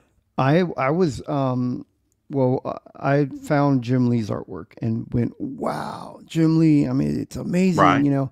And really, I learned later on that who I was really idolizing and admiring was Scott Williams. I love the line work of Scott Williams. And I think that's what led me into becoming more of an inker than a penciler. But later on, I found John Buscema and Rudy Nebra, and I went, holy cow, like if I had seen that first, I think my art would have gone in a different direction. Yeah. You know, because I learned a lot of bad habits through Jim Lee. I mean, but now where inking is where it comes to life, Jimmy. I mean, I saw so many. I mean, even though Ernie Chan would do Savage Sword of Conan, a lot of times it doesn't have the visceral energy I think that it should have, you know. Yeah, it depends. John Buscema, when he would do his own stuff, it would, and it's women, those eyes, very distinctive, you know. He just, they look savage. Yeah, his women look savage. Who was it? It was Alfredo, right? That inked him and did more of the line work, which Mark Silvestri is kind of doing now. Yeah. Was it Nestor Redondo? No, that's a new guy. It was Alfredo. Gene Day's good too, you know. Yeah. Just depends. I mean, you have to kind of marry the penciler up with the right inkler, you know. There were so many people that got to ink him, but yet there were very few that actually could keep up with him. Even Danny Mickey today, who is an inker, I really admire his work. But in Gary Martin's book, Danny Mickey he tackles John Buscema, and he wants to ink a John Buscema piece, and it wasn't John Buscema. That's when I realized, like, wow, not even just because you're a skilled inker doesn't mean you can ink everybody, you know. Well, you probably went back and looked at I think this is a perfect example. Now, some people like Vince Colletta, and I'm not here to say that I don't like some of his stuff, but I thought for Jack Kirby needed a stronger inker on his Thor stuff than Vince Colletta. It seemed like Vince Colletta's kind of a thin-lined inker. Yeah, he's definitely bolder. It's he didn't have. Line weights. He didn't have the oomph that Thor needed. You know. Yeah, and Kirby's work, I mean, definitely lends to a brush. You know, somebody who's very confident with a brush. You know, bolder line. Yeah, could really, you know, make Kirby's work pop. You know. Yeah. But I mean, and the thing too was, like, comic books tends to go through these phases where the art deteriorates, you know, where we had greats like Kirby and John Buscema, and then generations that came later are trying to do their versions of their work, and it kind of deteriorates over time. Then you find somebody who comes in like Travis Charest or Travis Charest, and he comes in and he's doing something new and innovative, and he's his own thing, and it's just like elevates again. It's great. It may be kind of a generational thing. I know Jim Lee said at first, I didn't like Kirby, his chunkiness. What's going on here? But as he got into the comic, and he realized, wow, he really is the reason I'm here. Yeah, he's kind of gotten an appreciation for Kirby over time. It was immaturity as an artist. I think as we grow and mature, you know, when I first got into comics, the first comic book that was put in my hands that I had ever seen was a Rob Liefeld comic book.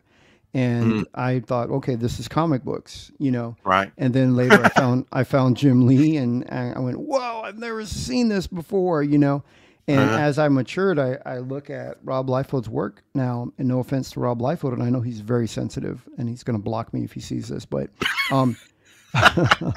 but I look at Rob's work now, and I realize now that I look at it and I see that all I see now are things that shortcuts he took, or I see the areas of his weakness. That's all I see now in it. Some people say that he doesn't draw feet, but then here's a little caveat. Joe Kubert didn't draw feet. If you look at his Tarzan stuff, he just kind of indicated feet, not any great detail. He said his philosophy was everybody knows what a foot is, you know, and your mind can fill in the blanks. And I do kind of get that. That's a good artist. I like that, where, I mean, you don't want to waste time putting in every detail and everything, but when the human eye recognizes it, and we're gonna finish the illustration in our heads.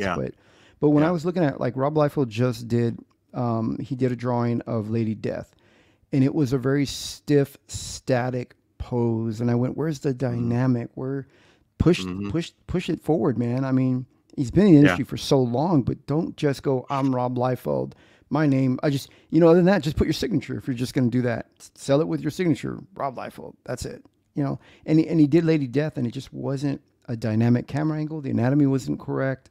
And I mean, in cartoon, you don't need to be spot on with the anatomy, but I wanted something a little more creative. Do some with her laying back on a throne, holding a sword, and maybe the sword goes between, her legs, or show her feminine beauty. She's a sexual, I mean, ample. Yeah. I mean, she's more, you can make her angular, but she's biomorphic. I mean, she's rounded, but it's all straight on mid shot. And he did the same thing with Thundercats when he did it. And they're giving him high praise and saying that's the reason why Thundercats sold, 125,000, which is pretty high for today. But, and I know Rob Liefeld's much more talented than that, but I think back in the day, had I seen that cover, I would have just gone, wow, this is great, because I didn't know how things were done. But now that I've been doing it, I'm experienced myself, and as an artist with years of experience, I look at it and I go, yeah, this is a guy who put no time into this. He just needed to crank it out, get this out there. Who was the greatest inspiration for you, though, you think? When you look back on it, knowing what you know now, who do you think probably influenced you the most? The obvious influence in my work is David Finch. Because getting to know Dave, talking with him, not only has Dave been influenced in my work, in the way that I draw and the style that I draw in, but Dave has also influenced me in the way that I approach work. He's got a great work ethic. He's very serious about work, comic books. He's got a good work ethic, but then he's also a family man, and he will make time for his family. He's learned to balance the two. And that was really my first question when I met Dave. It's like, how do you balance family and doing what we do? Because I draw 14 hours a day. There's no time for family. How do you do it? Right. So he's great. He shares with me and everything. And one thing too, he told me to not do is to not, also, you don't really go and like badmouth companies or characters or things like that, because it's a small industry, and that you got to keep working. So I've learned to not really do that, stay out of the drama, not do that. And, and I know I just mentioned right now Rob Liefeld's work, but I wasn't really trying to bash it and mean to it. I was just saying, well, he was an inspiration. I know that, he was the first artist. He was the first comic I ever saw was Rob Liefeld, but I know that Rob can do better than just that cover. And I think that's what upsets me, is when artists aren't giving 100% every time, and I think that's why Dave Finch is such an influence, because he's a guy who's trying to give 100% every time. Yeah. It's not possible to do it. Well, you wouldn't want somebody taking a drawing that you did even 2 years ago and going, this totally represents Jimmy Reyes. No, it's a number of pieces to show off what you can do, not just one piece. Because in order to stay relevant, you have to keep doing something new and amazing. You can't do and challenge yourself. I saw Rob Liefeld when they were saying this comic sold 120,000. He's like, because I'm Rob Liefeld. It's like, you were in the 90s. Prove us today that you can keep up with the current artist today. Right. And that's what. And I'm not just picking. And on he him, was ultra slow when he started for DC. I mean, his. I mean, it's his challenging. Hawk and Dove limited series that he did in the 80s just dribbled in. It was very late. According to him. He did some stuff before Hawk and Dove, that I thought was amazing and great. Oh yeah, that was in his first work. I thought was great and amazing. Maybe that was for DC. The thing for me is that, I want to keep pushing myself. I push myself all the time. Like in this comic with Dragon Rage, I drew the comic. I was 24 pages in. Unfortunately, I got sick, nearly lost my life. Took 6 months to recover. And in that time, I just looked at my work and went, I could do this better. I could do that better. And when I finally did get better physically, I went back and started over, and I redrew the entire comic, the entire those 24 pages. I drew those, and now I've drawn all the way to 40 pages, and I've gone back and go, how can I improve this? And like with your cover, I'm actually putting thought into it. I'm going, I appreciate that. you know, I mean, I could just go, oh, here's a sketch of a guy. Here it is, guy with wings. But I want it to be, you know, I want when your backers get it, I want them not only to be happy with the cover for your book, but to also be happy with my art. Go, hey, Jimmy drew a cover that actually I appreciate that. Was part of the story, you know, of the book, you know, and that's what I would want from every artist. I probably heard that more out of everybody. You know, we kind of want covers that are related to the story. Yeah. You know, you get all these nice pinup, and those are great, and they do have a place, you know, but if it's related to the story, I think more people out there, I've heard in this crowd, want something that's related to the story. And it's a shame that the current generation right now, they don't even know that they're missing that because they haven't had it. Yeah. They're just getting these covers that are just AI art, painted art. How revolutionary. You put a word balloon on the cover, you know. Yeah. You used to see that all the time. And the guy like Graham Nolan and Aaron Lopresti, these guys are introducing me to classic covers that I had never seen. And I went, wow, like this stuff is amazing. It's great. And, you know, it's taught me, it's shown me like a whole new world, man. I want to start singing a whole new world. 486 variant covers, please. Yeah. That's Kickstarter. Jeez, they seem to like more variant covers over there. Oh, they do? Ooh, I got to go to Kickstarter. No. Well, if you want to do a lot of covers, Marvel Comics did a lot of covers. You know, they were like 1 in 50, and I mean, Tom McFarlane's doing that now. He's doing a whole lot of variant covers to Spawn. Yeah, 1 in 25, 1 in 50, 1 in 500. I've seen a Ditko cover like that. That's worth a lot of money because it's so rare to get one. You know, when it comes to the variants, I just go through, pick the one I want. It has its perks where it gives me more options, but I'm not the one that appeals to you the most. That's kind of what I do. Yeah, I just pick one out of them all, but I'm not going to go through. And the problem when you give your consumer that many options is that you confuse them, and I think so too. They may end up not making a purchase.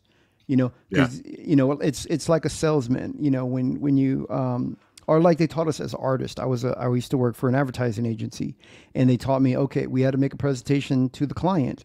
So my art director would say, okay, give me 2. Don't give me more than 2 variations, because if we present too many to the client, we're going to confuse the client.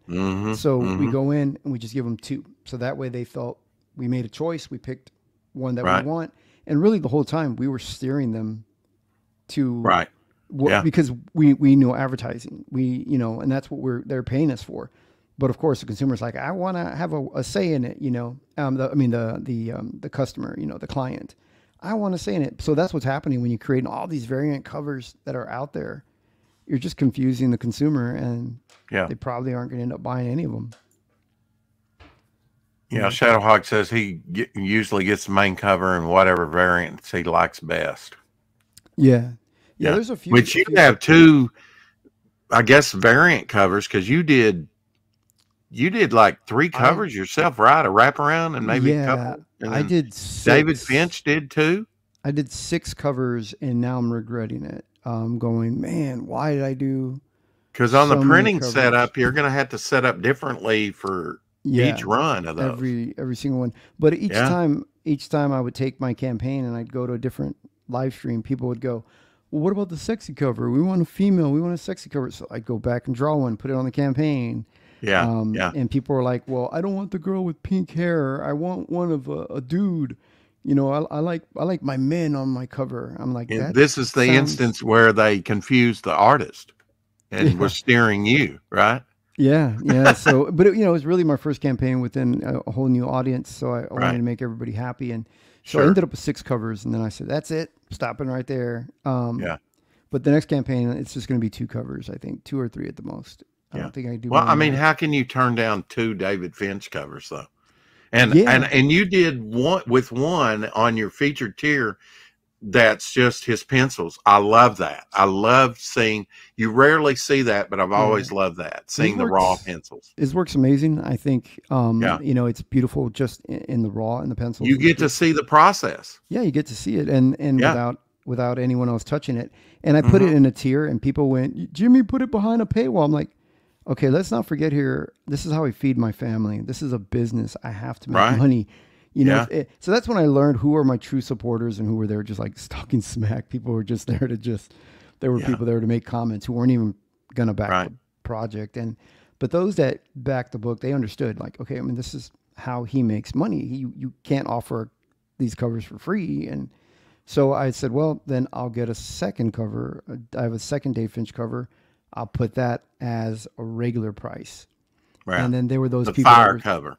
Yeah. So then there were those people that still didn't back. All they want to do is just complain. You know, they don't back comic books. They just like to give their opinion. And so I started to learn, and I'm learning how the whole crowdfunding scene works and how people are. But there are, thankfully in CG, there are so many serious backers, so many people that back at the top tier. And there are people that have backed multiple times. Like I've seen names come through several times.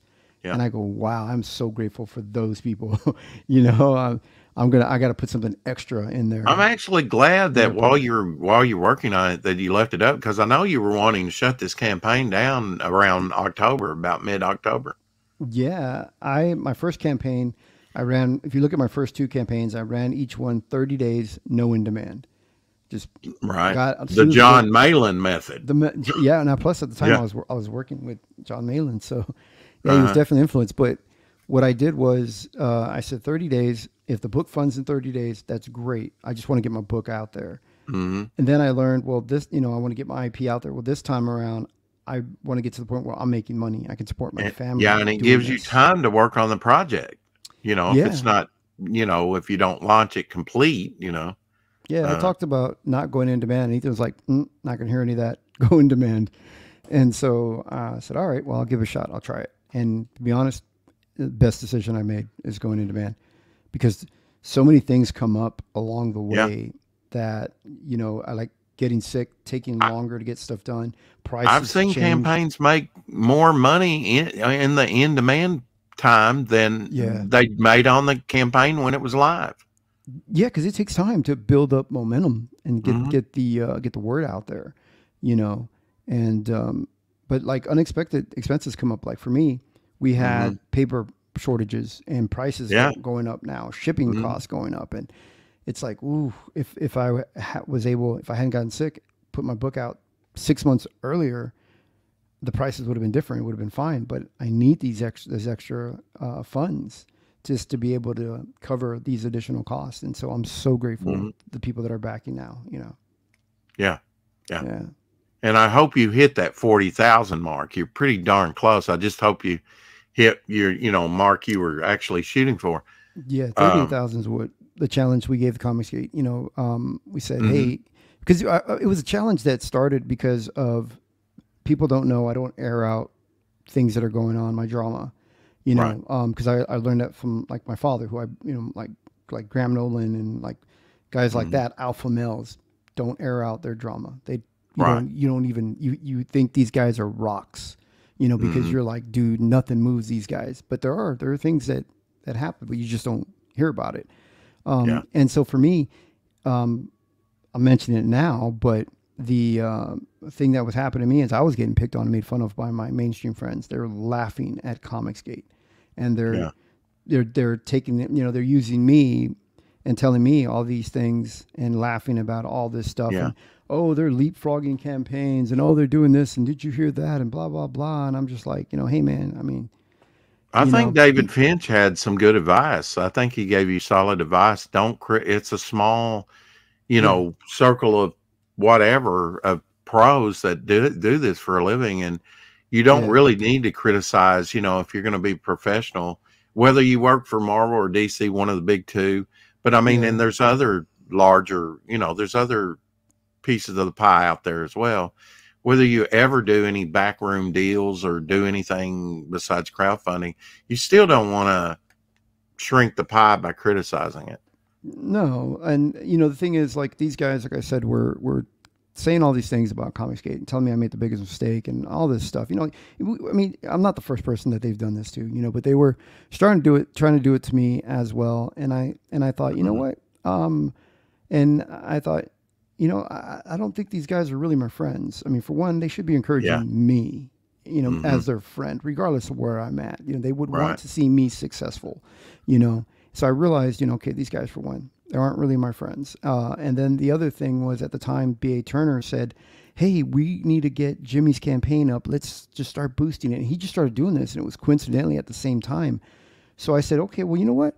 Let's make a challenge. Comicsgate, can you get this book to 38,000 by the end of the week? And that's just a few $100s away. So I believe we can do it. I know we can, and we're getting so close. You know, and it'd be a great way, you know, for me to be able to say, and without having to really go back to my friends, but just be able to, you know, when they're talking smack to me, or the people that I thought were my friends, talking smack about the Comicsgate movement, I can say, hey, 1 week, look at that. These guys got me 38,000. What do you say about that? You know, and it was only $1,000, but still $1,000 in 1 week. I mean, you know, good payday. Yeah. Could they do that? You know, out there? I mean, so, work their tail off for it. They'd have to be proficient and fast. Yeah. You know, that's something about comics. You have to be fast, right? Yeah. I've been told by Shelby Roberts, if you don't do at least a page every 3 days, what do you think? Man, a page a day, page every 3 days at the longest, in order to make money. Because the longer, depending how detailed it is. Yeah, the longer you take, the less money you're making. Well, that's the thing about crowdfunding, though. You can put 100%. You're not on a monthly get it done type treadmill, right? Well, this is my debut, really, you know, to show everybody in, you know, in Comicsgate, and to flex and show what you can do. To show myself what I could do as well, because this is really only my second book that I've ever drawn in my life. And hey, B.A. Hey, there's B.A. right there, man. This is the guy right here that, you know, I was just giving this guy. He was on with us back in December. Wow, yeah, he's a good guy. You know, he we're gonna have to have him back on soon. You know, he was a small creator. He was out in the cold, and I said, hey, you know what? Come into the Comicsgate, you know, and brought him into the Comicsgate green room. You know, he's a good guy. He's very conservative, and he believes in the movement. And I mean, I don't want to speak for him and say what he is, but you guys get to meet him. He's a good guy. Brought him in, and he didn't just come in and go, all right, what can Comicsgate give me? You know, he came in going, well, what can I do for you guys? And he's also helping promote my book, where his book is struggling right now, and yet he's still telling people, you know what, I want to. You know, he was grateful that I brought him in and introduced him to other networking with other Comicsgaters, that he's helping promote my book. And I'm just going, wow, man, like, here's this guy grabbed an oar. Like he did. He definitely did. I mean, he was true about it. And he's all about grabbing an oar and helping others out and having creators help other creators. Yeah, absolutely. We need more guys like BA, you know, in Comicsgate, you know, absolutely out there. And so I hope him all the success. You know, he definitely deserves it. His book definitely deserves more backers. And high praise indeed. I do have a question I've been dying to ask you. Yeah, me or why BA? Are you gay? No, that's not the question. Okay. Jimmy Reyes Art, right? Reyes Art. Yeah. But I see IronheartComics.com. Can you describe that? Why the change on Twitter? Yeah, I didn't have a company name. I have my business name, Jimmy Reyes Art LLC, that I was running for, like when I run my Gumroad or whenever I freelance, people pay me. You know, that's the business that I run under. Then I had gotten sick with heart failure, almost died. Nearly losing my life. I mean, that's not an exaggeration. I was at you said 6 month recovery at least. 6 months was able to recover. You know, took about 6 months time off of the production of Dragon Rage. Yeah, and I've gotten to the point now where I'm not 100%, but I'm getting better. Now you still get tested for cancer, right? Because once you have it, they want to test you from time to time, right? Yeah. For reoccurrence. Yeah, I used to go once a year, but now it's been 40 years. I've been in remission 40 years, so now they just do it like every decade, you know, now. Yeah. So having, you know, I thought about, man, my heart recovered throughout this project. This project is I'm always going to remember this issue of Dragon Rage, putting this book out. My writer wrote me a few months back and said he was having heart issues. And he went last week for surgery, and he's doing well. He's in recovery. He's doing well. And I just thought, oh my God, like myself and my writer both had heart issues, and we've recovered. We're recovering from that. So I thought, hearts of iron, you know, plus we're dedicated, man. Like, yeah. I mean, there's some people, I can't speak for everybody out there. I know that when people hear books are late, you think the worst, you think lazy artists, but there are some legitimate reasons out there. And oh yeah, I had Dan Plegel on earlier today, and we talked about his cancer battle, you know. Yeah, he's battling cancer, and he's putting a book out, you know, and like for me, I'm here I am, man. I'm back drawing. You guys see me on live streams and you see post new artwork consistently, you know. Well, you know, Shadowhawk said that many times, like, I just want updates. Yeah. I want to know what you're doing with the campaign. You know, just give me an update every now and then. That'll make me happy. I don't care how long it takes you to do your best and get the project out to me. I just want updates from time to time. Yeah. When you ignore me and I ask you as a backer and you don't respond, that's when I start getting a little nervy about it, you know? And I don't think it should ever get to that point. I think your backers should always be informed, you know? Exactly. And I say that my last update was November. I didn't update in December because of the holiday, but. Okay. We can't have that. I'll just kick him, you know? Yeah. We are, but there's an update big enough for me. To kick Jimmy Reyes. Yes. There's an update coming, you know. The thing is though, I've got like momentum going and I don't want to stop the production of the book, but there is going to be one, and I do want to be able to give everybody. I love that word, momentum. That is my company name, by the way. Yeah, momentum right there. So that's where Ironheart Comics came from, was the fact that you know, I finally have a company name, you know, Ironheart Comics. Okay, it's because of the fact that it was literally my heart, and I have a defibrillator, a machine implanted in my chest. So like Iron Man, I've got this machine in there. Yeah. It's implanted. So I just thought, you know, what a great name, you know. Well, Levi, who's here, he's had 3 strokes, and he kind of, you know, uses that as a thing, you know, 3 strokes company name, you know. Wow. Wow. In that wild, I never thought Ironheart was, you know, related to your own health issues. Yeah, but now if they go over to ironheartcomics.com, what are they going to see? You got a whole setup over there? I'm starting to build the comic page. Yeah, I think there's a preview of Dragon Rage on there you can flip through, but it was you'll be able to see the artwork that I had started doing, and then I went back and I redrew all that. Yeah. So you could see the version of what it was going to be, and when you see the new artwork. Studio. Yeah. Oh, 3 Stroke Studio. I thought it was gonna be 3 strokes and you're out. Well, he's not out yet. He's actually working on a pretty big project right now. Yeah, regular updates are a must. Keep your backers happy. It only takes a couple minutes to do a video a month. Yeah. Well, I mean, not a couple of minutes to do a video. A video can take a full day to film and edit. But if he means to like a live stream, to sit and do a quick live stream, that's pretty quick. You know, you could do those and shoot a quick video. Well, you know, Gable Pennyshot that's in here, I assume he's still in here. He said something recently that caught my idea. I was saying, yeah, we're ahead on this. And he's like, wow, that's different for Comicsgate. I've never heard somebody's ahead on something. That's always we're behind. And that kind of stuck with me. There are a lot that are ahead. Just people, you know, we always focus on the negative it's the, you know, the big campaigns, you know, these guys that are, if you don't really think about it, like you think, well, Ethan's been in comics for 30 years. There's no Graham Nolan's been churning along with Compass Comics. But even though, what I think people don't realize is that, well, now Ethan is doing the book. He's doing everything himself. He's wearing much more hats. It's the same thing that happened to the Image guys, is that when you're working for Marvel, all you do is you're just part of the assembly line. You do your part and you're out, and the book gets done. But when you're crowdfunding or creator-owned, you're wearing many hats. You're doing everything. He's got to market. He's got to also be, you know, keep the content going on YouTube, because he's also a personality on there. And that's how people hear about the project and backers. And then, you know, on top of that, I mean, maintaining a company, you know, running the business, running the warehouse. I mean, there's tons of stuff behind the scenes that we don't see. So, you know, it's understandable that the book's late. You know, I'm not one of these that are like jumping on that wagon of like, I don't know, it's late. I understand. I'm behind the scenes. I understand why books are late.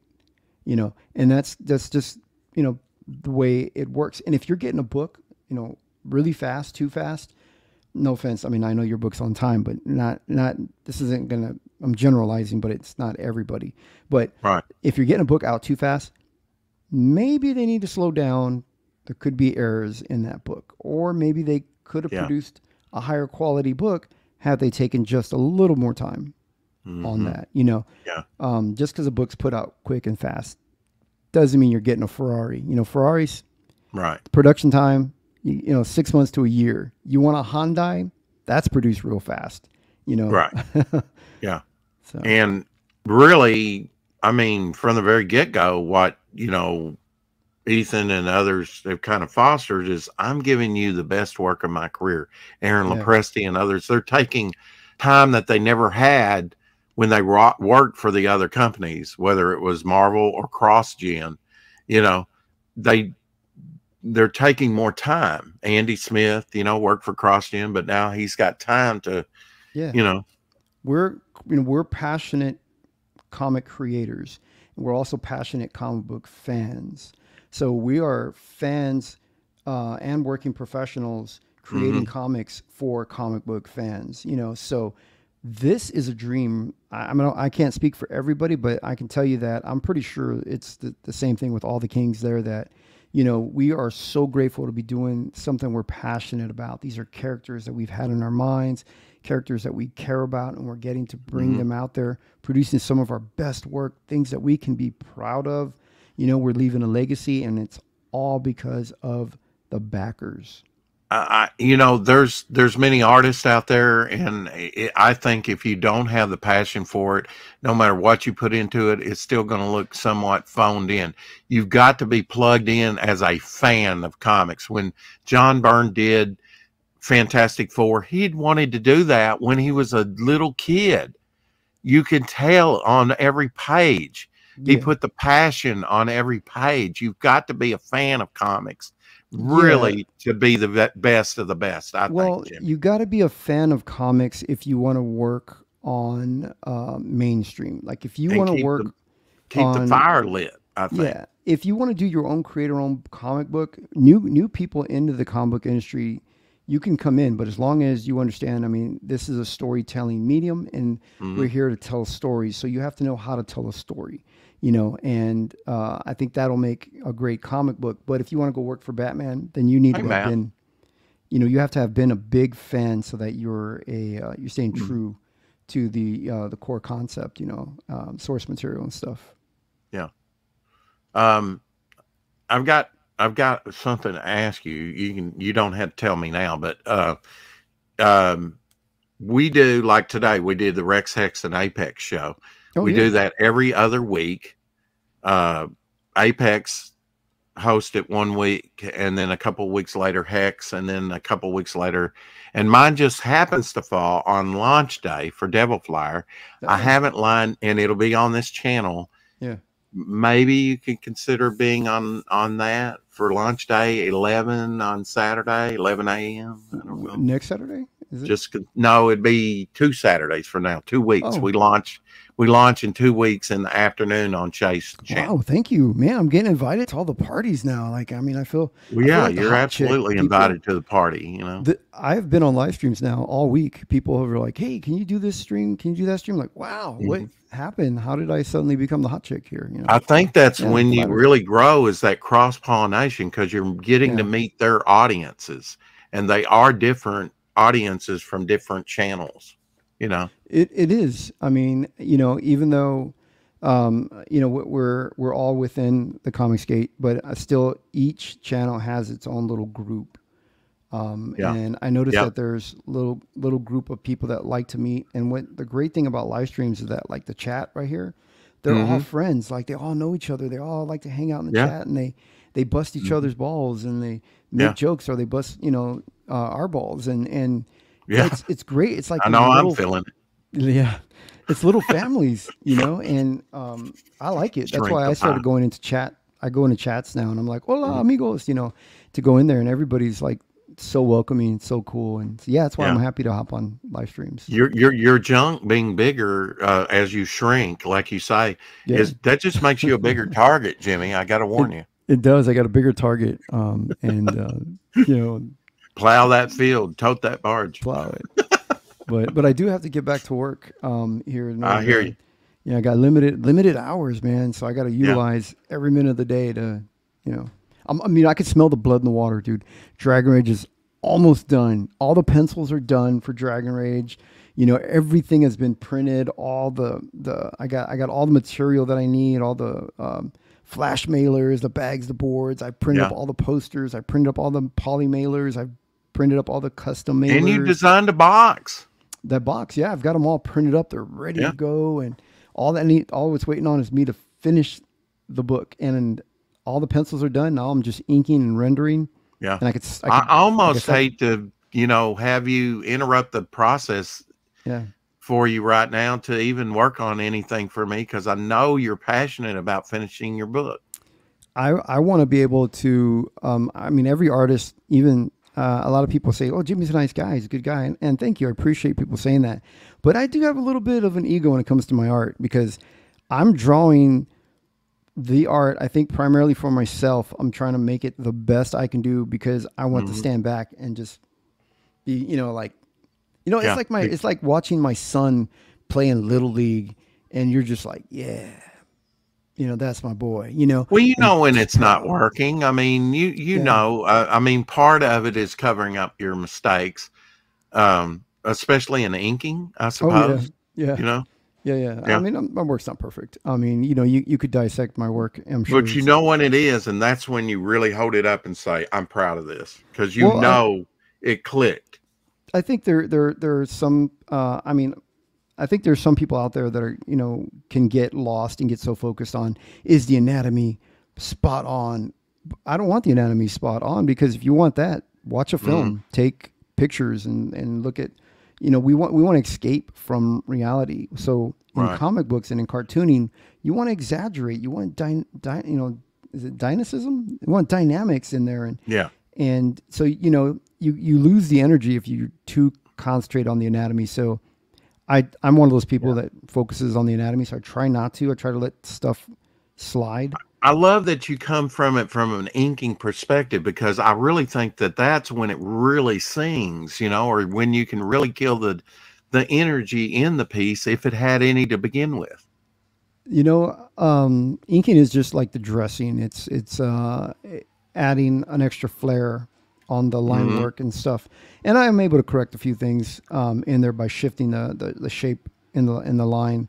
But I always think I try to concentrate more when I'm penciling, and then when I go back in ink, that's really just the polishing, and making it pretty and putting the makeup on it. All right, big question of the night. Last question: what are you having for dinner? Man, Anna being one of the best cooks, I'm so lucky. I'm been divorced many, many, many times. You got me beat. I'm only 2 down. I've been divorced, but I don't know what it is. Somehow, even like my mom and people are always just like, somehow I've got this charisma with the ladies. Somehow I can see that. I don't know how. Maybe it's because I'm nice and I'm funny. It's the runt of the litter. It's the run of the litter somehow. Yeah, they're just like, oh, look, he's so cute, the little guy. He wouldn't hurt me, would he? He wouldn't hurt me, yeah. And so, but then I met Anna. Anna is I'm gonna embarrass her. You got to keep her there. She's very religious. Came up from a very religious family. So Anna, father made her wait till marriage. That was Anna's thing, was to wait till marriage. So I met a very innocent young woman who she'd never dated, never had a boyfriend or anything. Wow. And she was a keeper. And she's 20 years younger than me, Yeah. So when I met her, Anna, just somehow just hooked onto me. And I got really lucky. I mean, I actually got a new wife. I didn't get her secondhand or no mileage on it, Wow. Great interior. Had that new car smell, Wow. Wow. Nobody had their greasy paws on the paint job. There were no, no fingerprints. That's important. So, and I got so lucky, but not only that, she's a great wife and a good cook. So I'm so lucky. Like when you guys watch live streams, you'll constantly see her walk. I don't know if you guys watch my streams, you'll see her walk up behind me, bringing me drinks or food. She waits on me hand and foot. She's, wow. I'm so lucky, so fortunate. So because of that, I make sure out of my day, I take time out to go spend with her. to go hang out with her and say, like, what is that you want to do? What do you? I was very impressed with your question to David Finch, about how do you balance? Because not a lot of artists think about that. Yeah. And it is important to get a grip on that, especially if you're doing 14. I know Luke Stone, he's like 15 hours a day. Good Christian man, though, and loves his family.